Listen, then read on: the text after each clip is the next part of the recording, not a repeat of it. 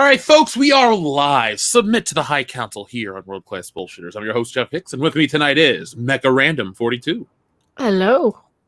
We're also joined by Tom from Midnight's Edge After Dark. Good evening. Oh, wait, Halloween's over. Hi, everybody.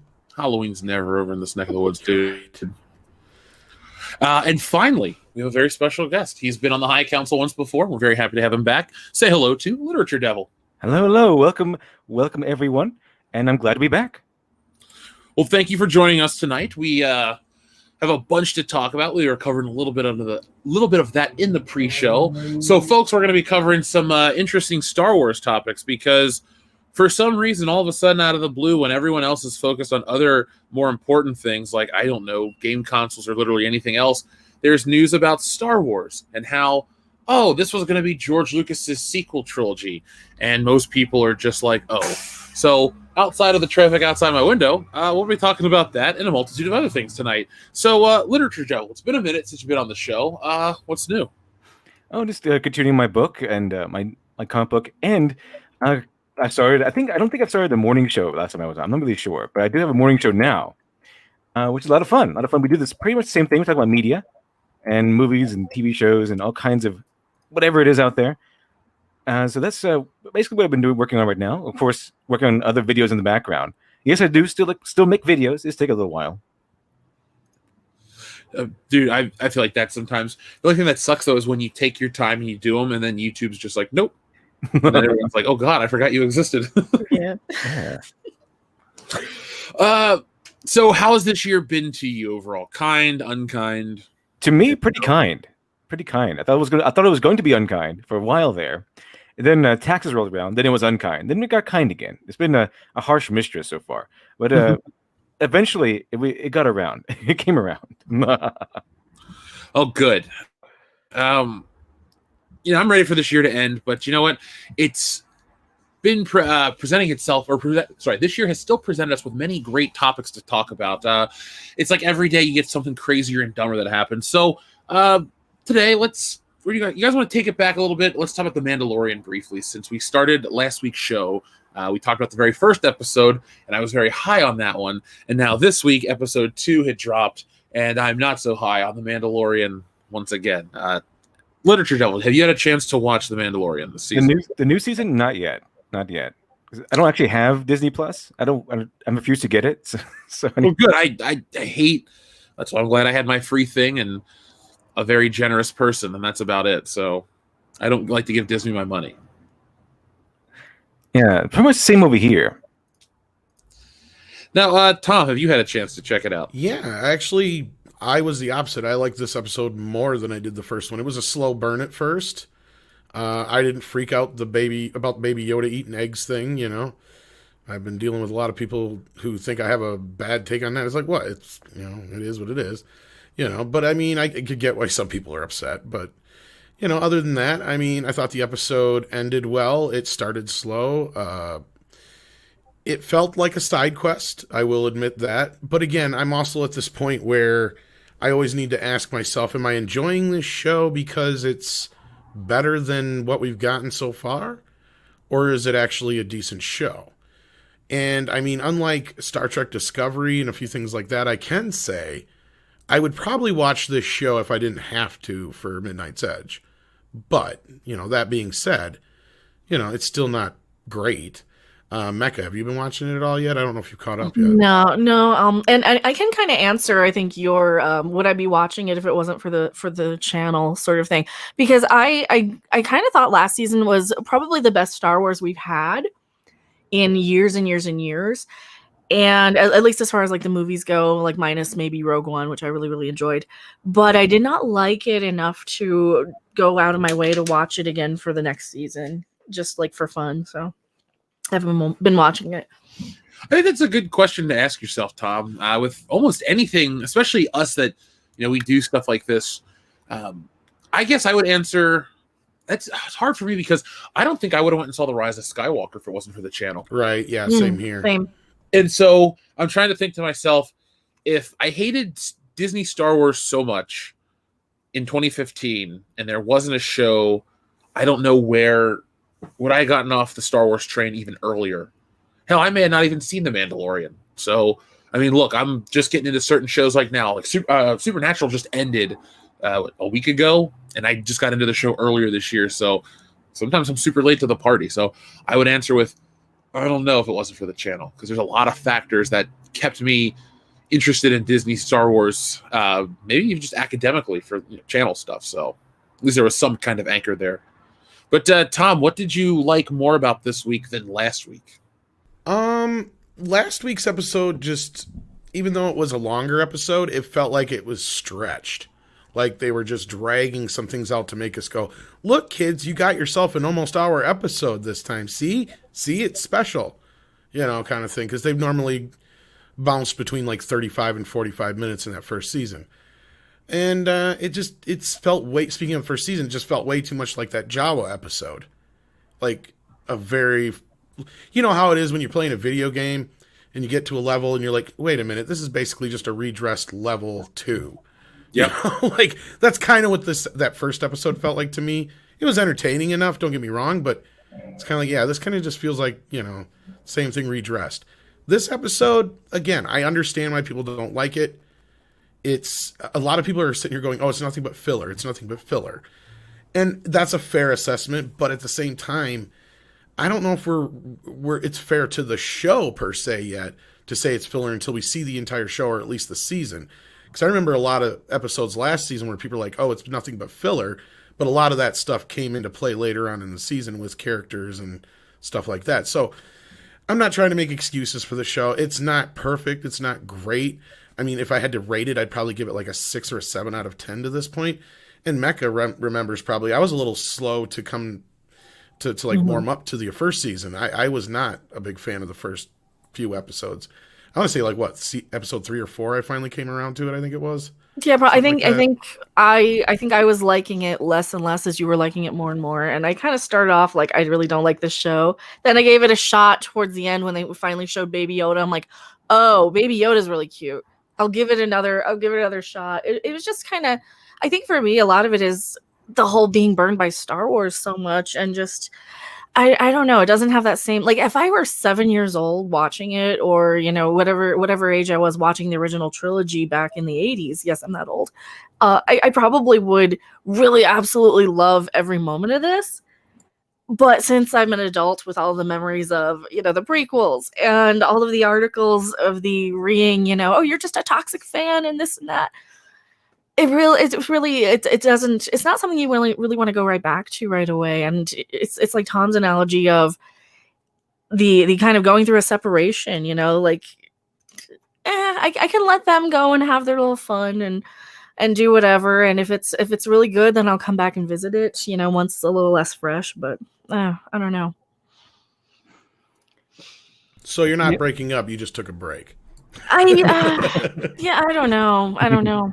It's all how it works, isn't it? Because I remember the Mandalorian coming out, and then as the episodes progressed, and then Baby Yoda got introduced, it garnered a strong female audience. Something that the woke people, the Star Wars, the Lucasfilms, all the Marvel people, all they've been doing is trying to for some reason court a larger female audience. And the thing is, Mandalorian has done it, and it goes to prove that you don't actually need a female main character to draw in a female audience. In fact, that's probably going to draw more male audience members to your to whatever you're selling them. I can guarantee you this, Literature Devil, because I have like 2 or 3 Baby Yoda shirts. And I shit you not, no matter where I go, whenever I go out with them on, all I hear is, oh, Baby Yoda, from every girl. Squeeze! Exactly. Yeah, exactly. And the thing about The Mandalorian is it has the reason why it drew such a large female audience, relatively speaking, is because it has 2 things that women really, really tend to enjoy. And this goes, I looked into the psychological studies of this. And I even talk about it. So I touched on it in my, Superhero Comics for Men video. I touch on it. I look into a study that breaks it kind of breaks it down into genre and everything. But the thing is, women really like a strong masculine character, a strong masculine male character in the lead, and they also like babies. Because what thing is, women tend to prefer stories centering around partner acquisition, partner loss. That's why women are generally the predominant audience for drama. Now, drama by itself is kind of a mix between male and female. Drama can attract both, but women kind of win out on that one. Women, of course, dominate romance, the romance genre. But the thing is, if you want to lure in, I guess you could say, a female audience, a strong, masculine, confident, competent male character in the lead, and a baby like Baby Yoda, a very cute little baby Yoda, that the main thing. That's a scenario that women tend to enjoy, and men also tend to enjoy because they may not like Baby Yoda, but they do like the Mandalorian because he's awesome. Yeah. Well, you bring up a good point, literature, because that's the thing is you have a situation here where it's women enjoy watching TV shows and movies with men because a lot of times they don't. Well, of course, nowadays it's so easy to get a soy boy to show you, their emotions, and they show it too much. But I mean, back when you had to deal with real men, that's why I always say emotions are dumb. Okay, don't do them. Don't do them, men. My point I was getting to though is, that would be one of the few times where a woman could be with a man and actually kind of vicariously see him be emotional. Because especially if you see a guy getting really into a movie or a show, and I'm not saying they're going to break down and cry, but like you just said, okay, a guy's watching Mandalorian and he sees the Mandalorian being protective of the baby, and the guy's like, yeah, that's the way you do it. She's seeing him being that way, and then like if there's like a little bit more quiet, more personal scene, you can kind of get a little bit more personally, like you can kind of just see a little bit more of a person through that optical lens or whatever you want to call it, in a way too. At least that's the way I used to see it, but nowadays everybody just wears their fucking Rian on their shoulder constantly. So I think it's interesting though to discuss the psychology behind why a show like The Mandalorian works, because I know personally I like to try to figure out the formula of what works for these big blockbusters. There's a thread between films like Independence Day, Star Wars, and everything in between, like these big blockbusters. There's certain universal things, and I always find it interesting when you take the newest property like a Mandalorian, and yes, you break it down like, oh, it's like, was it Lone Wolf and Cub and stuff like that? It's reminiscent of that, but then you take it even further, one step, Literature Devil, and I wonder with Star Wars if the approach Disney took with Rey and the Force is female and all that crap that didn't work. I wonder if this was still part of that edict because it's for some reason so imperative. But I also wonder too if this is just one of those universal things that Disney stumbled upon. If it was planned or if it was just one big, hey, we got lucky and got something cute because it's Star Wars and Ewoks are part of the legacy. You mean with the Ewok? You mean with Baby Yoda? Yeah, like I was just using Baby Yoda and Ewok as a pejorative. I think Baby Yoda was an accident. They didn't know it would be that popular. I think it was an accident. Like the old saying goes, a broken clock can be right twice a day. I think they knew what they were going to do with the Mandalorian. They wanted to have an interesting character. They wanted, because of course Baby Yoda, that is a callback to the original trilogy. As I always say, Disney Star Wars cannot really sell you new Star Wars without old Star Wars. They have to lump in old Star Wars somewhere in there somehow, but they didn't have a possible way of lumping in old Star Wars, not really, and other than the Stormtrooper and all that stuff. So I guess what my guess would be is that, okay, let's get Yoda in there because he's one thing that we haven't ruined yet. So let's make it Baby Yoda. That'll be the twist. Make it mysterious because Yoda has a lot of mystery surrounding him. A lot of mystery. So if I were to guess, was it a planned thing? Did they know what was going to happen? Absolutely not. I think my guess would be, and I don't know because I don't work for Disney or whatever, as far as you know. But the thing is, I think it was an accident. I think they were just going with another ploy at old Star Wars, another push for old Star Wars, so that you can sell it. They can sell you a nostalgia, and they accidentally did something correct. That's my confirmed. Literature Devil works for Disney. No, I think you're actually right, Literature Devil, and I have a little bit of proof to back it up. Yeah, I think one reason I think that also another reason is because they didn't have toys ready. And they gave an excuse. That's part of the proof. We didn't want to reveal secrets. Yeah, sure, okay. Mm-hmm. Tell me. You want to know what the proof to that is? Bullshit. Because first of all, I think you're onto something. I think I stand by what I've said before. The toy companies took one look at Baby Yoda and they said, "You're fucking insane. This is the next Jar Jar Binks." And they're like, you've done nothing but cost us money. And I know that it's bullshit that they're trying to quote unquote hide it, because the reason why there was no Rise of Skywalker toy line, Jeff, I don't know if you caught this, was because they kept changing the movie so much that the toy companies threw their fucking hands up in the air. They had a truckload of toys they couldn't do nothing with because they were no longer in the movie. Well, yeah, but I mean, so that tells me they were more than happy to advance them, the models and all the stuff for the movie that didn't even happen. Why wouldn't they have any problem with hiding and doing Baby Yoda? That's bullshit. That's a bullshit excuse. I think Literature's Devil's right. They had no clue what they had on their hands. And at the same time, the toy companies, they didn't want to take a chance after Solo and Last Jedi.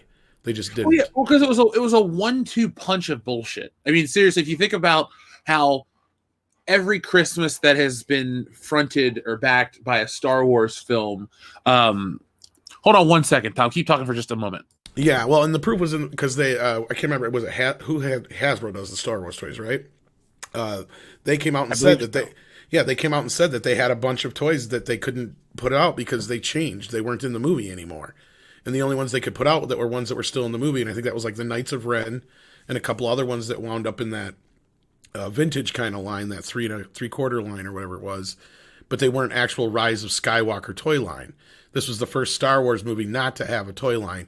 And that was the reason, I guess. Not so much that they didn't have the toys to sell. It was that they had already produced so many toys that weren't going to get shipped. Because they didn't... I'm willing to bet it was What's-His-Face, the bad guy that got cut out of the movie, played by the son. Matt Smith. Yeah, Matt Smith, yeah. Bunch of his toys and other figures that just didn't wind up in the movie and shit, yeah. Well, I mean, there's that, but there's also the downward trajectory. I mean, when we were doing our Star Wars toy videos, right? Right. And how many times do you think the toy companies are going to like put the money into keep redoing the shit? They're like, "Fuck you! No, we're not doing it." Well, no, I mean, it's law of diminishing returns. I mean, how many? There's a reason why Rose Tico got written out of the movie essentially in Episode 9. You don't just, she's this and that. She's this wonderful, powerful, diverse character, and all this other bullshit they would feed you. There's a reason they didn't write her into the next movie with more prominent role, because she's a bad character. They use that merchandise. They will use that as a litmus test forever. There will be 5 Star Wars figures in the annals of history for Star Warsdom that are an embarrassment. And it'll be like Crix Madine, and because he was a mail away figure, or you'll have your, Rose Tico, one of your Gungans, maybe, just these figures. Tarna, not Tarna. That was the lady from Heavy Metal. The second Jabba the Hutt dancer that didn't get eaten by the Rancor. Like, that lady, the 6 moves. Like, there are certain Star Wars figures that sat around forever. Now, for the most part, those things are based off of 30-plus-year-old movies of the day. This is one of those things where concurrently it failed. This is one of those situations like Episode 1 through 3 in the prequels. C.O. Bibble and all these Naboo politicians, they all had figures, they all had merchandise, they all had prominent roles early on. Those characters, Newt Gunray, all of them, nobody cared about them, so then they just kind of wrote them off.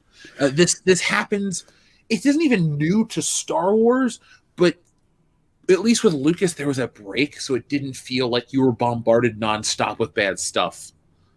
Well, at least he made it playable. Like, I mean, that's one thing Rob always brings up, is a great point as far as these new films. What is in these new films to make toys of? What is there to do? What kind of real cool play sets and shit like that and scenarios do you have from these films to even reenact or, I know. jump off of? What, titty milk drinking? Yes. You can milk the sea monster and drink its booby milk. You can emasculate Is there a Kylo Ben without a t-shirt play set, or...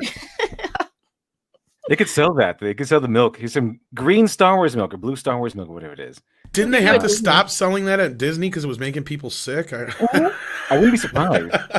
If they make milk the same way they make movies, it probably would have killed somebody. I didn't have it, but somebody told. I can't remember if it was Drunk 3PO or somebody. I asked him what it tasted like, and maybe it was Anna, that Star Wars girl, or somebody like that, who went and had some, and they're like, it tasted like oil, like you were drinking oil, not like like car oil kind of stuff. Like, it just was nasty, I guess. Was it intended for droids? I don't know. It was soy based. It was like a coconut oil or something that was making people sick. Here's the thing though.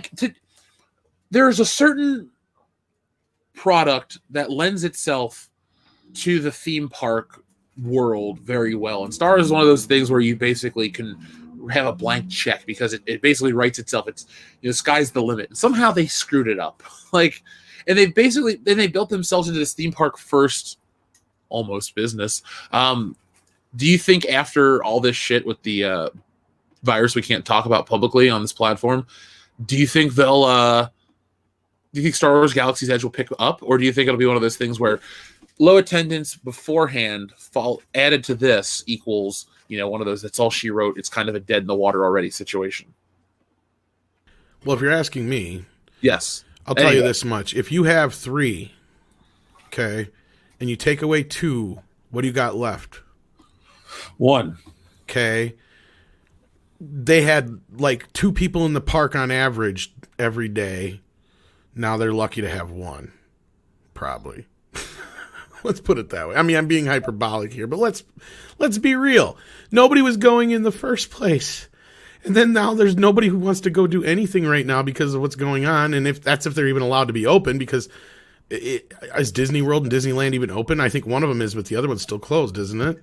Yeah, World in Florida's open. Yeah. It's closed here, California. So it's dead, man. It's a fucking glorified shopping mall. Mhm. Yeah, that's the only part that's open for Universal out here. I think it's called like City Walk. Yeah, I got like an email because I moved Shitty Walk. I was just thinking that. Thank you for calling Shitty Walk, home of the shitty beef. Dude, remember the episode where it's like a very psycho callback where he's like, yes, I wouldn't even hurt a fly, and he like turns into the character, the other Chinese character or whatever. You know how they got that idea, right? What, from besides Psycho? No. The shitty Walk guy. I know. It's a real person, a real place. I call all the time. And he goes, so they were just mimicking it, and they call it up, and they're like, "Oh, welcome to Shitty Walk." Yeah. Then we go, "How's your chicken today?" "Oh, the shitty chicken is very good, very good." I love those dudes. Very good. So early in the year, we kept hearing about alternate versions of Episode 9, Duel of the Fates. I think it was people were hoping for a better Star Wars Episode 9. And it was in a world before the Snyder Cut, where the idea of recuts or redos, mulligans, the version of a film, a mulligan film, that was a foreign concept that really was the Donner cut. Wait. Reboots, remakes, recuts, reimaginings, Hollywood Refest. I'm noticing a pattern. But you have all of that stuff, this pattern that you talk about, Batman. By the way, Tom, I'm going to be enlisting your services very soon of your voices, if you wouldn't mind helping. Did you say Batman? Yeah. Are you talking about me? Yeah, you Batman. I'm the High Council? Oh my goodness. Hang on, I got to put on my good suit. Alfred, where's the one with the nipples? Yeah, the silver one. That one. Yeah, bring it here. Okay, I'll be ready in like 10 minutes. You have your best. He's going to get the Val Kilmer suit, folks. The sonar suit. Modifications we haven't tested yet. Oh, wow. I'm surprised you even really pay that much attention to Bat, Tom. Most people don't. Nipples. That's just a line from the movie that I really, really like, and I'm not embarrassed to say so. So, embarrassing. Anyway, long story short, what I was getting at is when the year started, we were all enamored, and I'm using air quotes here, about this other version of Episode 9. Now it's become, what about this other George Lucas version of Episode 7, this other trilogy and all this stuff? And before a lot of other channels were talking about that, we were lucky to have J.W. Rinsler on, and though he couldn't answer anything, there was talk of the George Lucas treatment that he may or may not have read. So it's something that's been kind of fresh in people's minds in 2020. And then today, a couple pieces of information dropped because apparently there was this book. That's how they get you these days. Oh, we won't tell you shit. We'll just sell you this book. So anyway, they sold you this book. And thanks to the internet, we kind of know what's in said book. So you guys want to talk about Star Wars Episode 7, the George Lucas reality version? right? And you know what's funny is the double entendre that the term the George Lucas treatment has become now. Really, if you think about it. I think it's like the greatest honey dicking on the planet. You know, it's out there. We've been teased with it, but we'll never see it on screen. Yeah, right. Well, not just that, like just how he was treated, the treatment of George Lucas, and then his treatments, and then just it's everywhere. Just being a bit punny. Ha! I was just joking. There you go. Yes, I'm really mad. But no, you're right. I mean, we heard some interesting shit today. What was one of the biggest complaints besides Jar Jar about the prequels? Anybody? The Trade Federation politics crap. Besides that, the weird dialogue. Okay. Let me rephrase the question. What character did we all say was a big waste or was wasted? I should say. Qui-Gon? Darth Maul, right? Oh yeah, Darth Maul. Oh, yeah. We'll start with that story. Okay, there's two. Okay. So. Shit! I thought that was the same one. My bad. Oh no, there was one about Princess Leia being the lead. Oh, we'll put that back in. Well, that was we already knew that. We already knew that from the Duel of Fate script, though. Yeah. Okay, and then we'll talk about that briefly. Yeah. So, Princess Leia was the chosen one in George Lucas's Star Wars sequel trilogy. A new book on Star Wars reveals that creator George Lucas planned to reveal Leia Organa as the chosen one in his unmade sequel trilogy. The line in Return of the Jedi, in The Empire Strikes Back, has been analyzed to high heaven. That boy is our last hope. No, there is another. For some reason, people want to go on and on. And even George Lucas himself is guilty of milking the meaning of that. When in reality, if you go back and watch the Blu-rays, you can see what the line means. But with Disney Star Wars, with modern Star Wars, it seems to be, even Lucas is guilty of this. We can't overlook little bits of dialogue. It's like the Kessel Run. It was a fun throwaway line. Did we ever need to see it? No. So there is another crap. Do we need the other? No, it's the story of Luke Skywalker. So anyway, let's actually just do the TLDR version so we can talk about this. I'm interested would you do me one favor, sir? When you discuss me, please do not use the term milking nearby it. I'm very sensitive about that. Yeah, Rian Johnson did ruin your legacy by introducing. It was kind of like being, violated over and over. Yeah. Well, like that old saying goes, you don't want to see how the sausage is made. You don't want to see how the blue milk is made, or the green milk in this case. You just want Aunt Beru to have it and Luke to drink it. You don't want to see Luke milk the sea cow. That's the entire trilogy it's made for people. The sea cow. Soylent Green. And if he feeds the cow people, and it just makes milk from it. What else is the thing going to eat? I guess it just sits there all day. It eats plot holes. Does it go into this water and fish? It doesn't look like it can. No, it doesn't look like it can. This is one of those situations where it's like, obviously it's the first draft of a movie, but you get this guy that's like, all right, then we're going to put this weird creature here. And it's like, all right, well, what's the weird creature going to be, Ryan? And then you realize that, yeah, Ryan can do this, but Ryan doesn't have the creative mind for the creature's like, a big thing by the water. What's by the water? A seal, right? Oh, okay. Like a seal with tits. A seal with tits. Rian Johnson's got a great sense of humor. An elephant seal. An elephant seal. Trunk and tits. I want to be at the pitch meeting for that creature design. It looked really. It was a whole weird situation. I saw the behind the scenes, something in the Jedi, whatever it is, and they went through so much work getting that thing there. They had to fly it in with a crane and set up correctly. They had to sculpt it and create it just for that short scene. Like, what was so important about this weird thingamajig with that can be milked that actually gave nothing to the movie? I don't know. It's, again, the whole narrative of how those movies being made was the marketing campaign for it. That's the problem, because after the goodwill wore off, it's like, yay, they make it like they used to, and then you're kind of like, it was some stupid member berries mixed with this expensive idea to show that Luke lives off the land. That's all it was. Yeah. It was, he's drinking colored milk like he did back home. And he's milking some creature. He lives off the land. Okay. He's like some sea hermit now. Gotcha. It's like a fetish movie, like a Brian Johnson's fetish movie. Drink that milk, Luke. And then you have Admiral Holdo come in your maternity wear and save the day. Oh, right. A mature woman in maternity wear saves the day. Yeah. What are we doing this, Rian Johnson? No, don't ask questions. Okay. I'm in charge here. Well, speaking of mature women, Princess Leia, here she is on screen in her later years. So it says, a new book says Leia was the chosen one of the Jedi lore. George Lucas planned to reveal Leia's role in his unmade Star Wars sequel trilogy. Lucas never got to make his trilogy after he sold Star Wars to Disney. Lucas's trilogy would have shown Leia becoming leader of the New Republic. Luke would have rebuilt the Jedi Order with younglings. Anakin Skywalker was the first chosen one, bringing balance to the Force. Evidently, there can be multiple chosen ones. Well, this chick ain't Doesn't it. that defeat the purpose of being called one? Yeah. Words don't mean things. Yeah, words, like Jesse says, words don't mean things in Star Wars. George, what are you thinking? Yeah, hearing the canon, I've heard from these people is it's white supremacy and it's bigotry. If you hear into canon, Well, I don't understand why.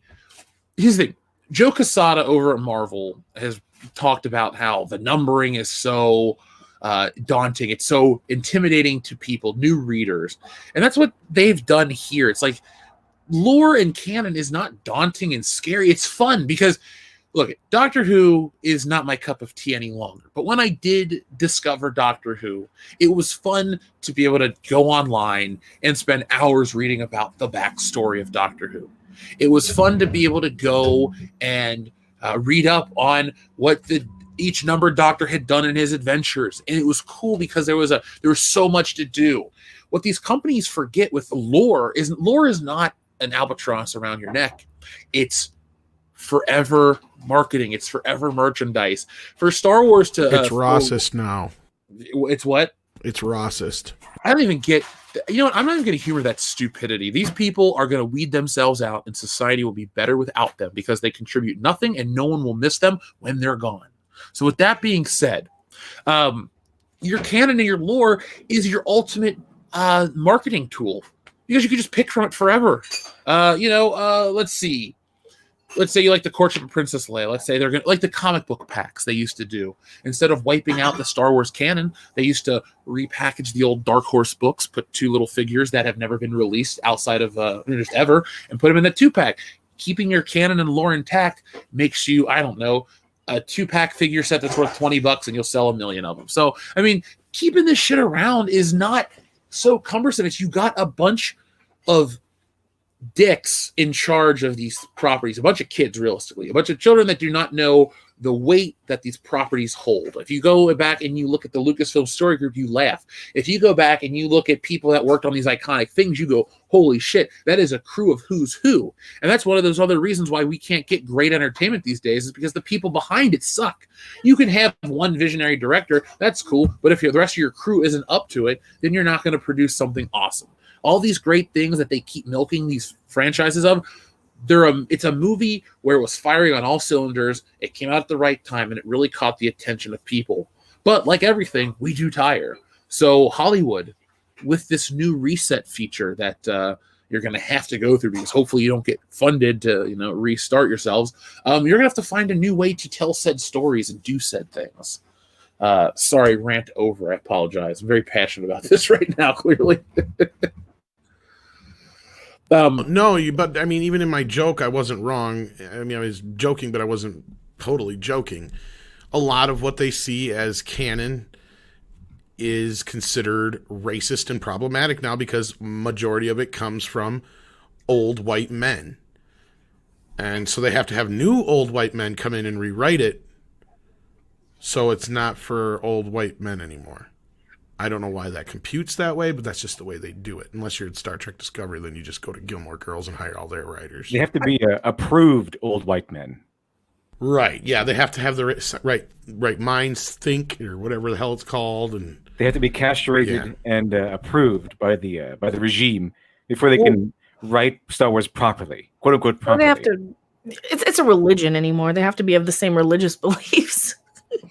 There's no rhyme or reason to it. I mean, and if you offer them any evidence that, hey, maybe forcing somebody to pronouns in their bios is actually not inclusive to the person you're forcing, then they just at you. So I mean, look at Pedro Pascal. Look at him. Oh God. He was cool. He was a Mandalorian. He was pretty cool. I liked him in pretty much everything I saw him in. And now he's another castrated man who's bent the knee to the to the overpowering and the overarching power that be behind the Hollywood or these movies. He has decided to throw his hat in and has given up his manhood in exchange for whatever favors he gets, movie roles and things.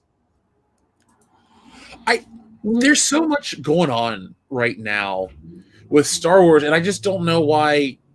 If Disney was in control of everything, why wouldn't they make the image of Star Wars seem a little better, especially in a time of uncertainty? Because when you Google Star Wars, you're either reading about this show or then a bunch of just crap, a bunch of speculative crap that, we hear about these things. Like, Rian Johnson's up at the news right now. Leslie Headland and he are both in this article.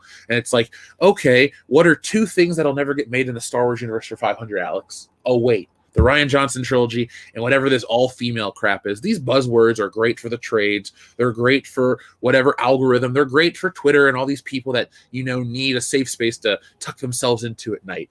But the reality is this shit doesn't get made.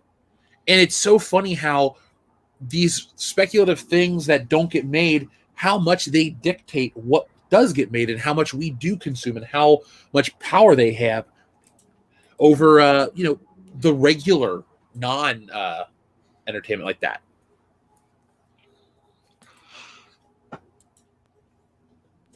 All right. You're 100% correct, sir. What up, Canadian Collector?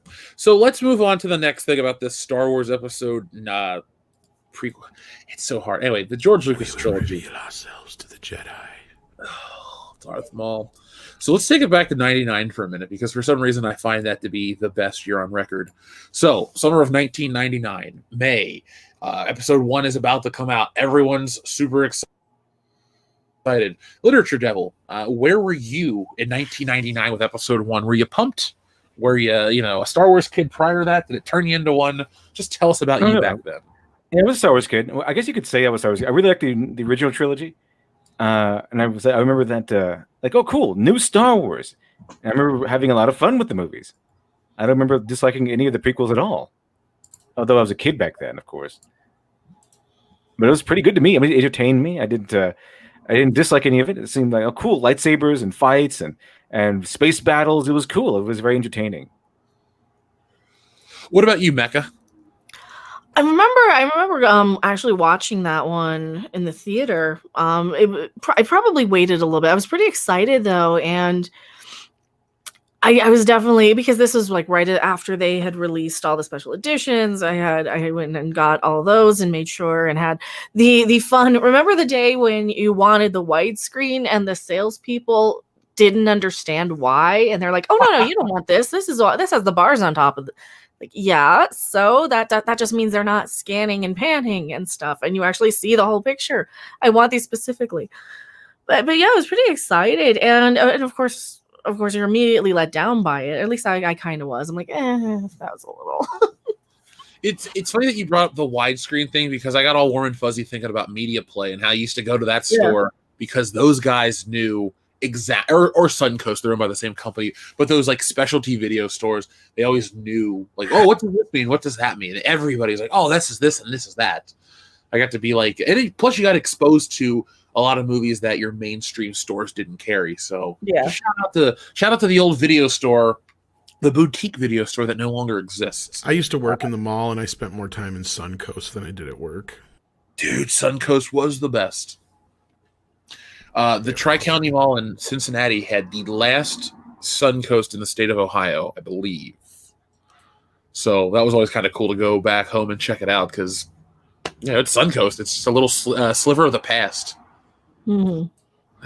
They priced themselves out of existence too. So Tom, 1999, the summer. Where were you? Bless you, Jesse. Bless you, Jesse.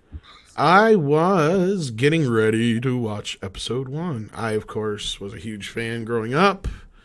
Was there for all the special editions. Yeah, I mean, I was there opening day, had my Darth Maul t-shirt. Yeah, I mean, it was a kind of a experience. The film itself lived up to some expectations, not so much to others. I think I saw it 3 times in the theater, but I fell asleep the second or third time during the pod race. It's the loudest thing on record. How did you fall asleep? I don't know. Were you? Never mind. It wasn't that boring, was it? No. Well, here's the thing, dude. I was part of the original Phantom Menace, and I get it. Kids who grew up with those, they were kind of their Star Wars. I get it. But to me at that time, I was expecting something a little bit more dark. I was expecting the trilogy to be more like Episode 3, I guess, is kind of what I got out of, from a lot of my other friends and stuff at the time too. I mean, it didn't deter me enough to not go see the rest of the films, of course, or anything like that. It didn't make me hate Star Wars, not anything like the sequel trilogy has to this point. But it was the Phantom Menace. I mean, I was among that original group who was just kind of like, what the hell is this? I remember really liking the pod race scenes when I first watched it. I remember really liking the pod race stuff. Because it's awesome. Yeah, it was really cool. The one thing you brought up, Tom, about the age thing, about the kids, that this is their Star Wars. Like, I always seem a little harsher on the prequels, not because I am just, a misanthrope about everything in life, including those movies, but I was in that age group. I was like 10 years old. This is perfect for you. This is, you're that target demographic. But even then, I just felt like it was so tonally imbalanced. It's either too juvenile with Anakin and his wizards and his yippies and your Jar Jar, or it's oddly adult in a boring PBS Channel 48 style way. So it's like Star Wars was that perfect balance of all ages all the time. I mean, you could argue that in the first Star Wars movie, the most boring part is maybe like a minute when C-3PO and R2-D2 are walking through the desert. But like, it didn't have these moments that were prohibitive of, age prohibitive in I'm trying to come up with a good way to say it, because they're not, content restricted. They're just too smart. They were more of they were accessible to everybody pretty much. You could be from the age, 9 to 99 or however you want to put it. Like, basically the first original Star Wars was saved in the edit because the first 3 films would have been more like the prequels had George had more control and more ability to control things. And we see that begin with Return of the Jedi, especially with like the Ewoks and the repetitiveness of the story and certain aspects of it. You start to see the isms that start to really drown the prequel trilogy with, a lot of the overuse of special effects, throwing as much shit in there as you can, and just that whole idea. And again, don't get me wrong, I love these films, but, I got to be critical of what's there.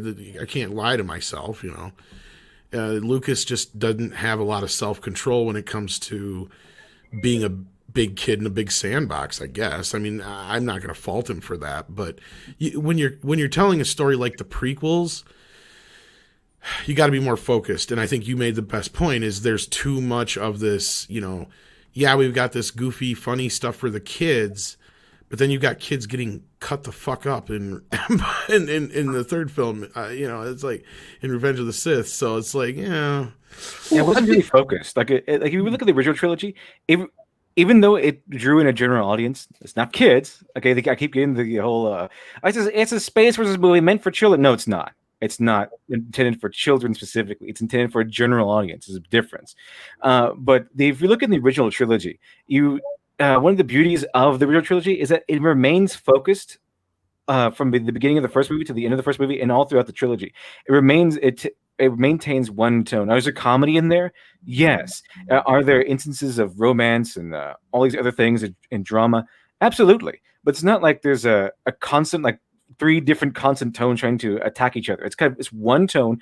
These rebels trying to fight the Empire. That's what it is. It always maintains like one note all throughout all 3 of the movies, with some little scenes here and there. Like you get some comedic scenes with the Ewoks and everything. Maybe that's the most egregious offense of all 3 movies. Maybe the Ewoks, you might say. But normally, if you look at the original trilogy, you watch each and every movie of the original trilogy. The characters, the events. They maintain one solid tone with maybe a little pinch of humor every once in a while, like in the first movie, it's like where Han Solo is talking to the guard over the telecom or the intercom and saying, we're all good here. How are you? All that stuff. So it's still a tense situation, but the humor and everything in there doesn't feel forced. It doesn't feel like, okay, now it's time for a humor scene. The humor from that instance, for example, comes from the personality of Han Solo. So all these other really strange instances where we break off a little bit from the constant, consistent tone. It comes in organically from the character or the situation, where things can be a little bit funny, maybe a little bit more dramatic, a little bit awkward, but it stems from the situation or the character of the in the original trilogy. And you go to the prequels, it just feels like it just feels like the writers are saying, okay, well, here's time for a comedy scene. Here's a time for a little slapstick section. It doesn't seem organic. It just seems like, okay, this is the part where we do this sort of scene, this sort of tone, and all of them are consistent throughout the movies. So instead of having one tight tone, one consistent tone throughout all the movies, you have all these breakneck breaks between these different like a comedy scene. Now suddenly it's a detective noir. Now suddenly it's an adventure again. Now suddenly it's this and this and this and this. It doesn't make any sense. So as a kid, you might still enjoy it. I know I did, but I know for a fact that as a kid, I did not like the prequel trilogy better than the original trilogy. Still, I didn't even know what I was talking about. All I cared about was, oh, cool, explosions and lasers and swords and stuff. But still, I did not really gravitate towards the prequels like I did towards the original. Right. I'm in the same boat, and I wish it would be interesting. Maybe I'll just do it myself. But a lot of the prequel criticisms are really entrenched in the red letter media content, and they're great. I love those videos. I think that's because they kind of really nailed a lot of the issues. But even if you look at it a general blanket, but yeah, go ahead. Sorry. But the thing is, they're looking at it from an older point of view.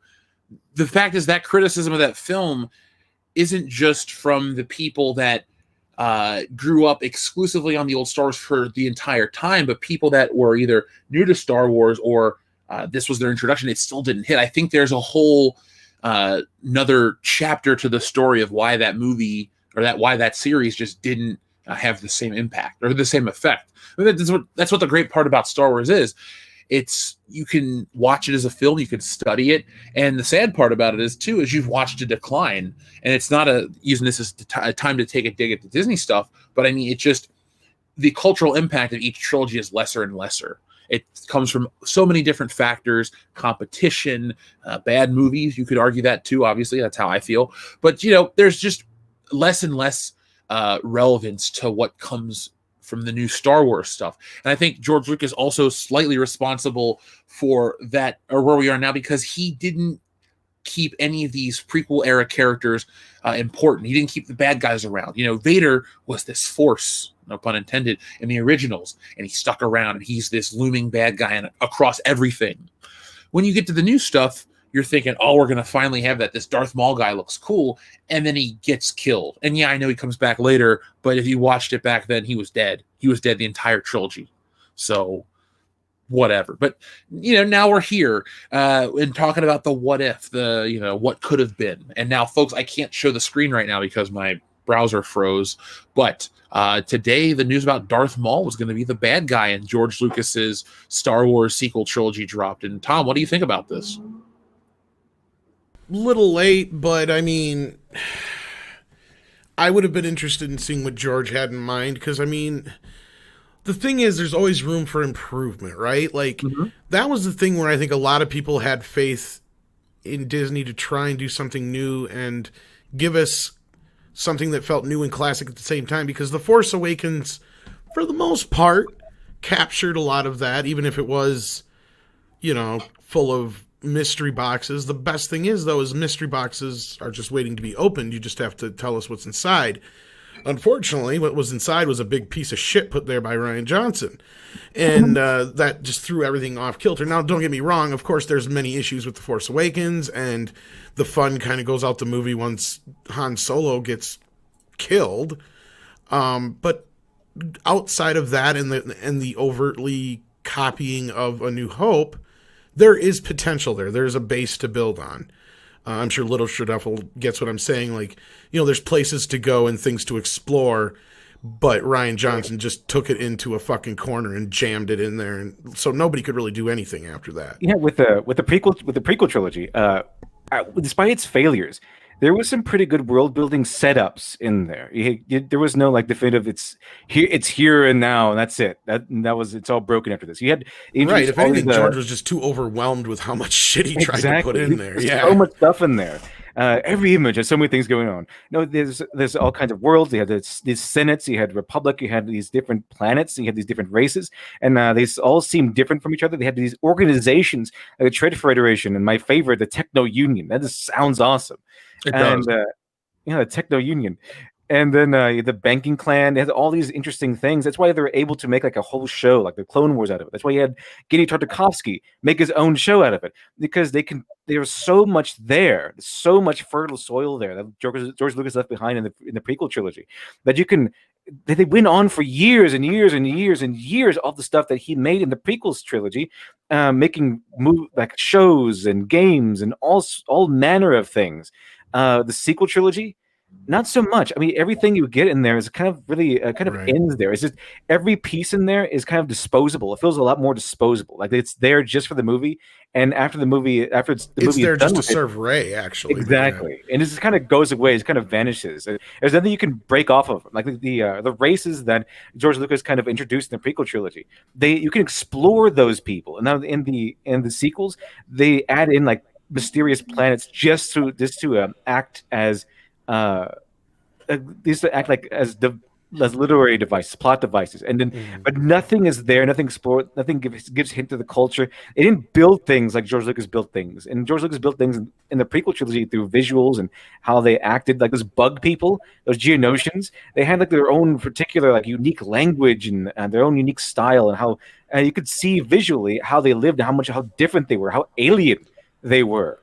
Well, It was incredible. even though, for all his faults, and we've talked about plenty of them on this show and other shows, or other high councils, because I'm well known for my George rants.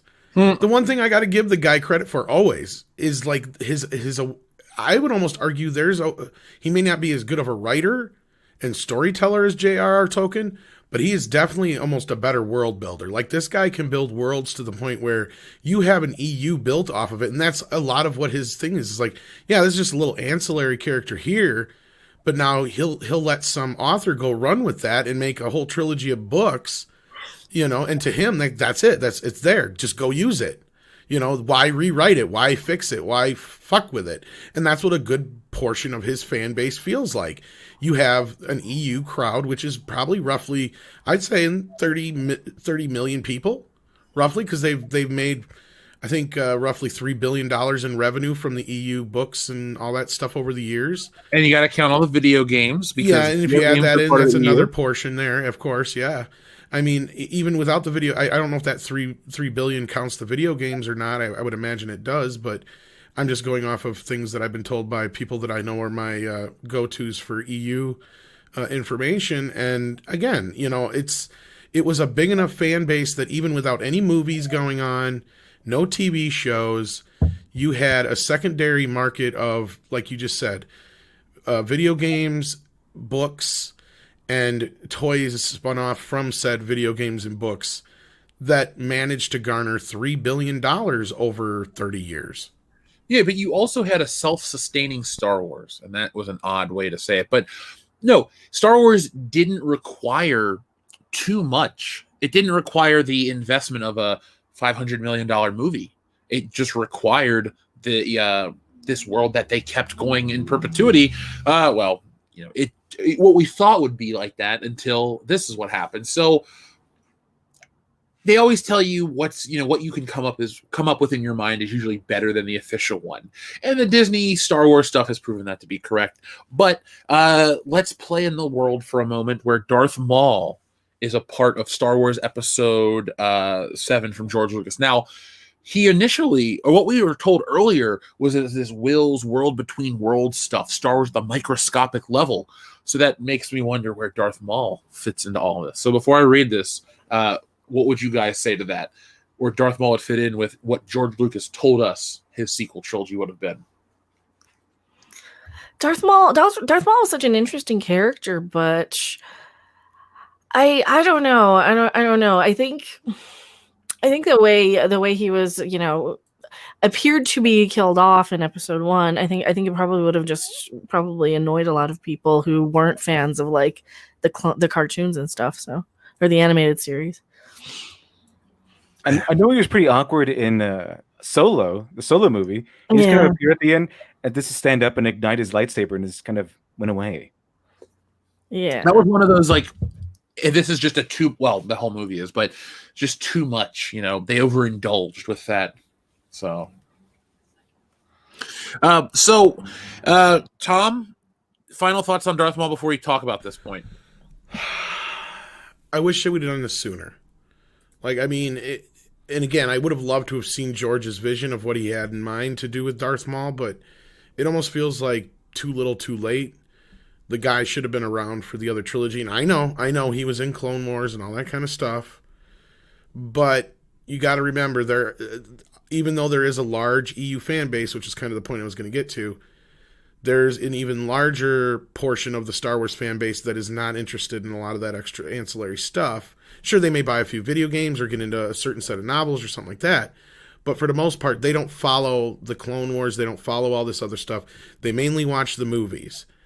And I know a lot of people who were like, wait, Darth Maul's still alive when Solo...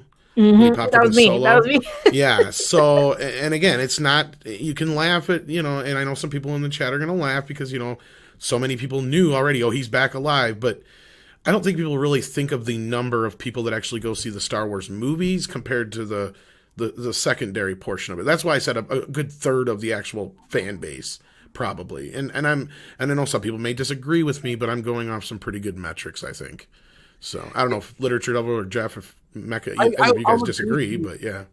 I agree with you about things being bigger than we realize. The comparison I always make is when like a Nintendo console comes out. Yeah, I don't talk to anybody about Nintendo in my public everyday life, but when you go to the thing and there's, 100 people lined up around it, you're like, wow, there's a ton of people into this, and they're everywhere. I just don't realize it. That's the same with these movies. You go to see the Avengers and you're like, oh, the ticket's sold out in a minute, and then you put it into perspective when you go and your theater's just jam-packed.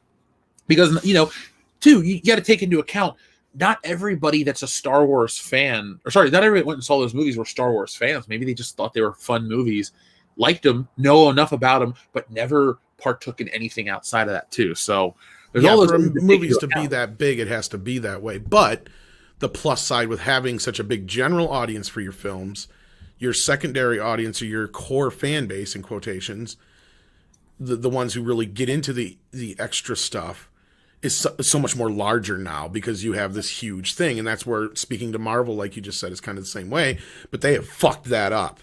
Because now, instead of having hundreds of kids lining up outside for the new Iron Man or Avengers comic book, they're picking it up and going, who the fuck is this? Yeah. I know it sounds hyperbolic to some people, but Marvel screwed up the last and the greatest opportunity to sell comic books. 100%, man. Because you'll never have the novelty of the MCU. Like, I have Iron Man 2 on in the background right now. We're saluting this old TV, sending it off with the worst movie in the MCU, Iron Man 2. Well, Captain Marvel, but I can't watch that movie. I digress. My point is, though, you have your one shot. It was the biggest thing ever. And I don't understand. It's like you're a comic book publishing company that is now an entertainment company. Why are you embarrassed of what came before you? And plus, like I always say, you're not going to have your new PS5 Miles Morales video game unless you have a comic book to test that idea on, because a comic book costs very little to produce. You can test your ideas, you can build your stories. $100 million film, you can't fuck around with that. Right. That's why Spider-Verse has Peter Parker in it. That's why that movie's marketed with the regular Spider-Man, because people are going to go, that kind of looks like Spider-Man, but not really. Don't bring up that. I'll get in trouble. I was called so many names. You probably saw that. That's probably why you... No, I'm just kidding. No, I just been... with the PS5 coming out this week, I've been thinking a lot about... Anyway. No, you're right, though, because, like, it's like if Chicken McNuggets became the most popular thing in the world and McDonald's decided to discontinue them. Yeah. It's like, it'd be good it's for that fucking dumb. It's just... So... Are you ready to hear this? Speaking of dumb, let's go to Polygon and hear what the story is. Darth Maul's sequel role in 9 other Star Wars tidbits from Taschen's new prequel book. Lucas looks back at his final Star Wars movie, blah, blah, blah. Okay. When George Lucas sold Lucasfilm to Disney in 2012, and he hopes of seeing how he might have finished the saga when out with the airlock. since we've heard snippets of what apparently he would have done, but nothing substantial. However, a new book from Deluxe publisher Taschen has lifted more of the lid on what George Lucas would have done. So let's see. Darth Maul was supposed to return for the sequel trilogy. We already know from various parts of the galaxy far, far away that being cut in half isn't enough to stop Darth Maul, but apparently the Sith fighter would have been the main heavy of Lucas's sequel trilogy with the aid of mechanical legs. Joining him in theory was Sith Lord Darth Talon from his Dark Horse comic book Star Wars Legacy. Lucas says, Maul eventually becomes the godfather of crime in the universe. As the Empire falls, he takes over, and that Talon was the Vader of the new trilogy. Now we know where Solo got the idea. I didn't realize that. But, okay, so that one point actually is compelling because Lucas had a logical step of what to do without the Empire around. Again, The Mandalorian does that very well, too. I think a lot of people were riding very... Oh, you're cool. I think a lot of people were riding high a couple years ago and just overlooked the whole First Order where did they come from stuff. And so we tried to get that Star Wars Resistance show to explain that, and that never happened. It happened, but it didn't really pan out. Oh, of course you can read a book, but you remember, folks, the EU was useless, so they got rid of it. Why should I reinvest in the new EU to give them more money? Because one day it might be useless too. So I can't put those times into those books. You make a great point, Jeff. You've got a situation here where they finally decide, oh shit, we fucked up. Maybe we should go back to George's original treatments and start using some shit. But they throw it in a movie that is actually laid out in the books, and they fuck everything up in. You know, it's like, why? So you decide now to do this, but it's like none of it makes sense. It's like an analogy for the entire Star Wars trilogy at this, or sequel trilogy at this point. And by the way, folks, the browser is still frozen, so I'm not trying to ignore the super chats and stuff. I will be reading those as soon as the browser. I can at least click out of it to unfreeze it. I think there was an update that fucked everything up. You might have to reboot. Thank you, Google Chrome. If I'd have known, I would have been catching the super chats here. But yeah, because I had everything pulled up properly. It just wants to shit on me. Anyway, we'll get to it in a minute, but we got Literature Devil. Yes. What do you think of this news about Darth Maul was going to be the heavy for the Lucas sequel trilogy? Well, I mean, it all depends on what you think he was going to do with him. Now, would that be cool? Would that work narratively? Yes, absolutely. Especially because he was introduced in what is supposed to be the initial episode. So, sequel trilogy, that would actually be pretty narratively good. And you could add in a new villain, but a viable old villain would be fantastic. It would be really interesting because that's a bad guy that was faced down by Luke, one of Luke's mentors.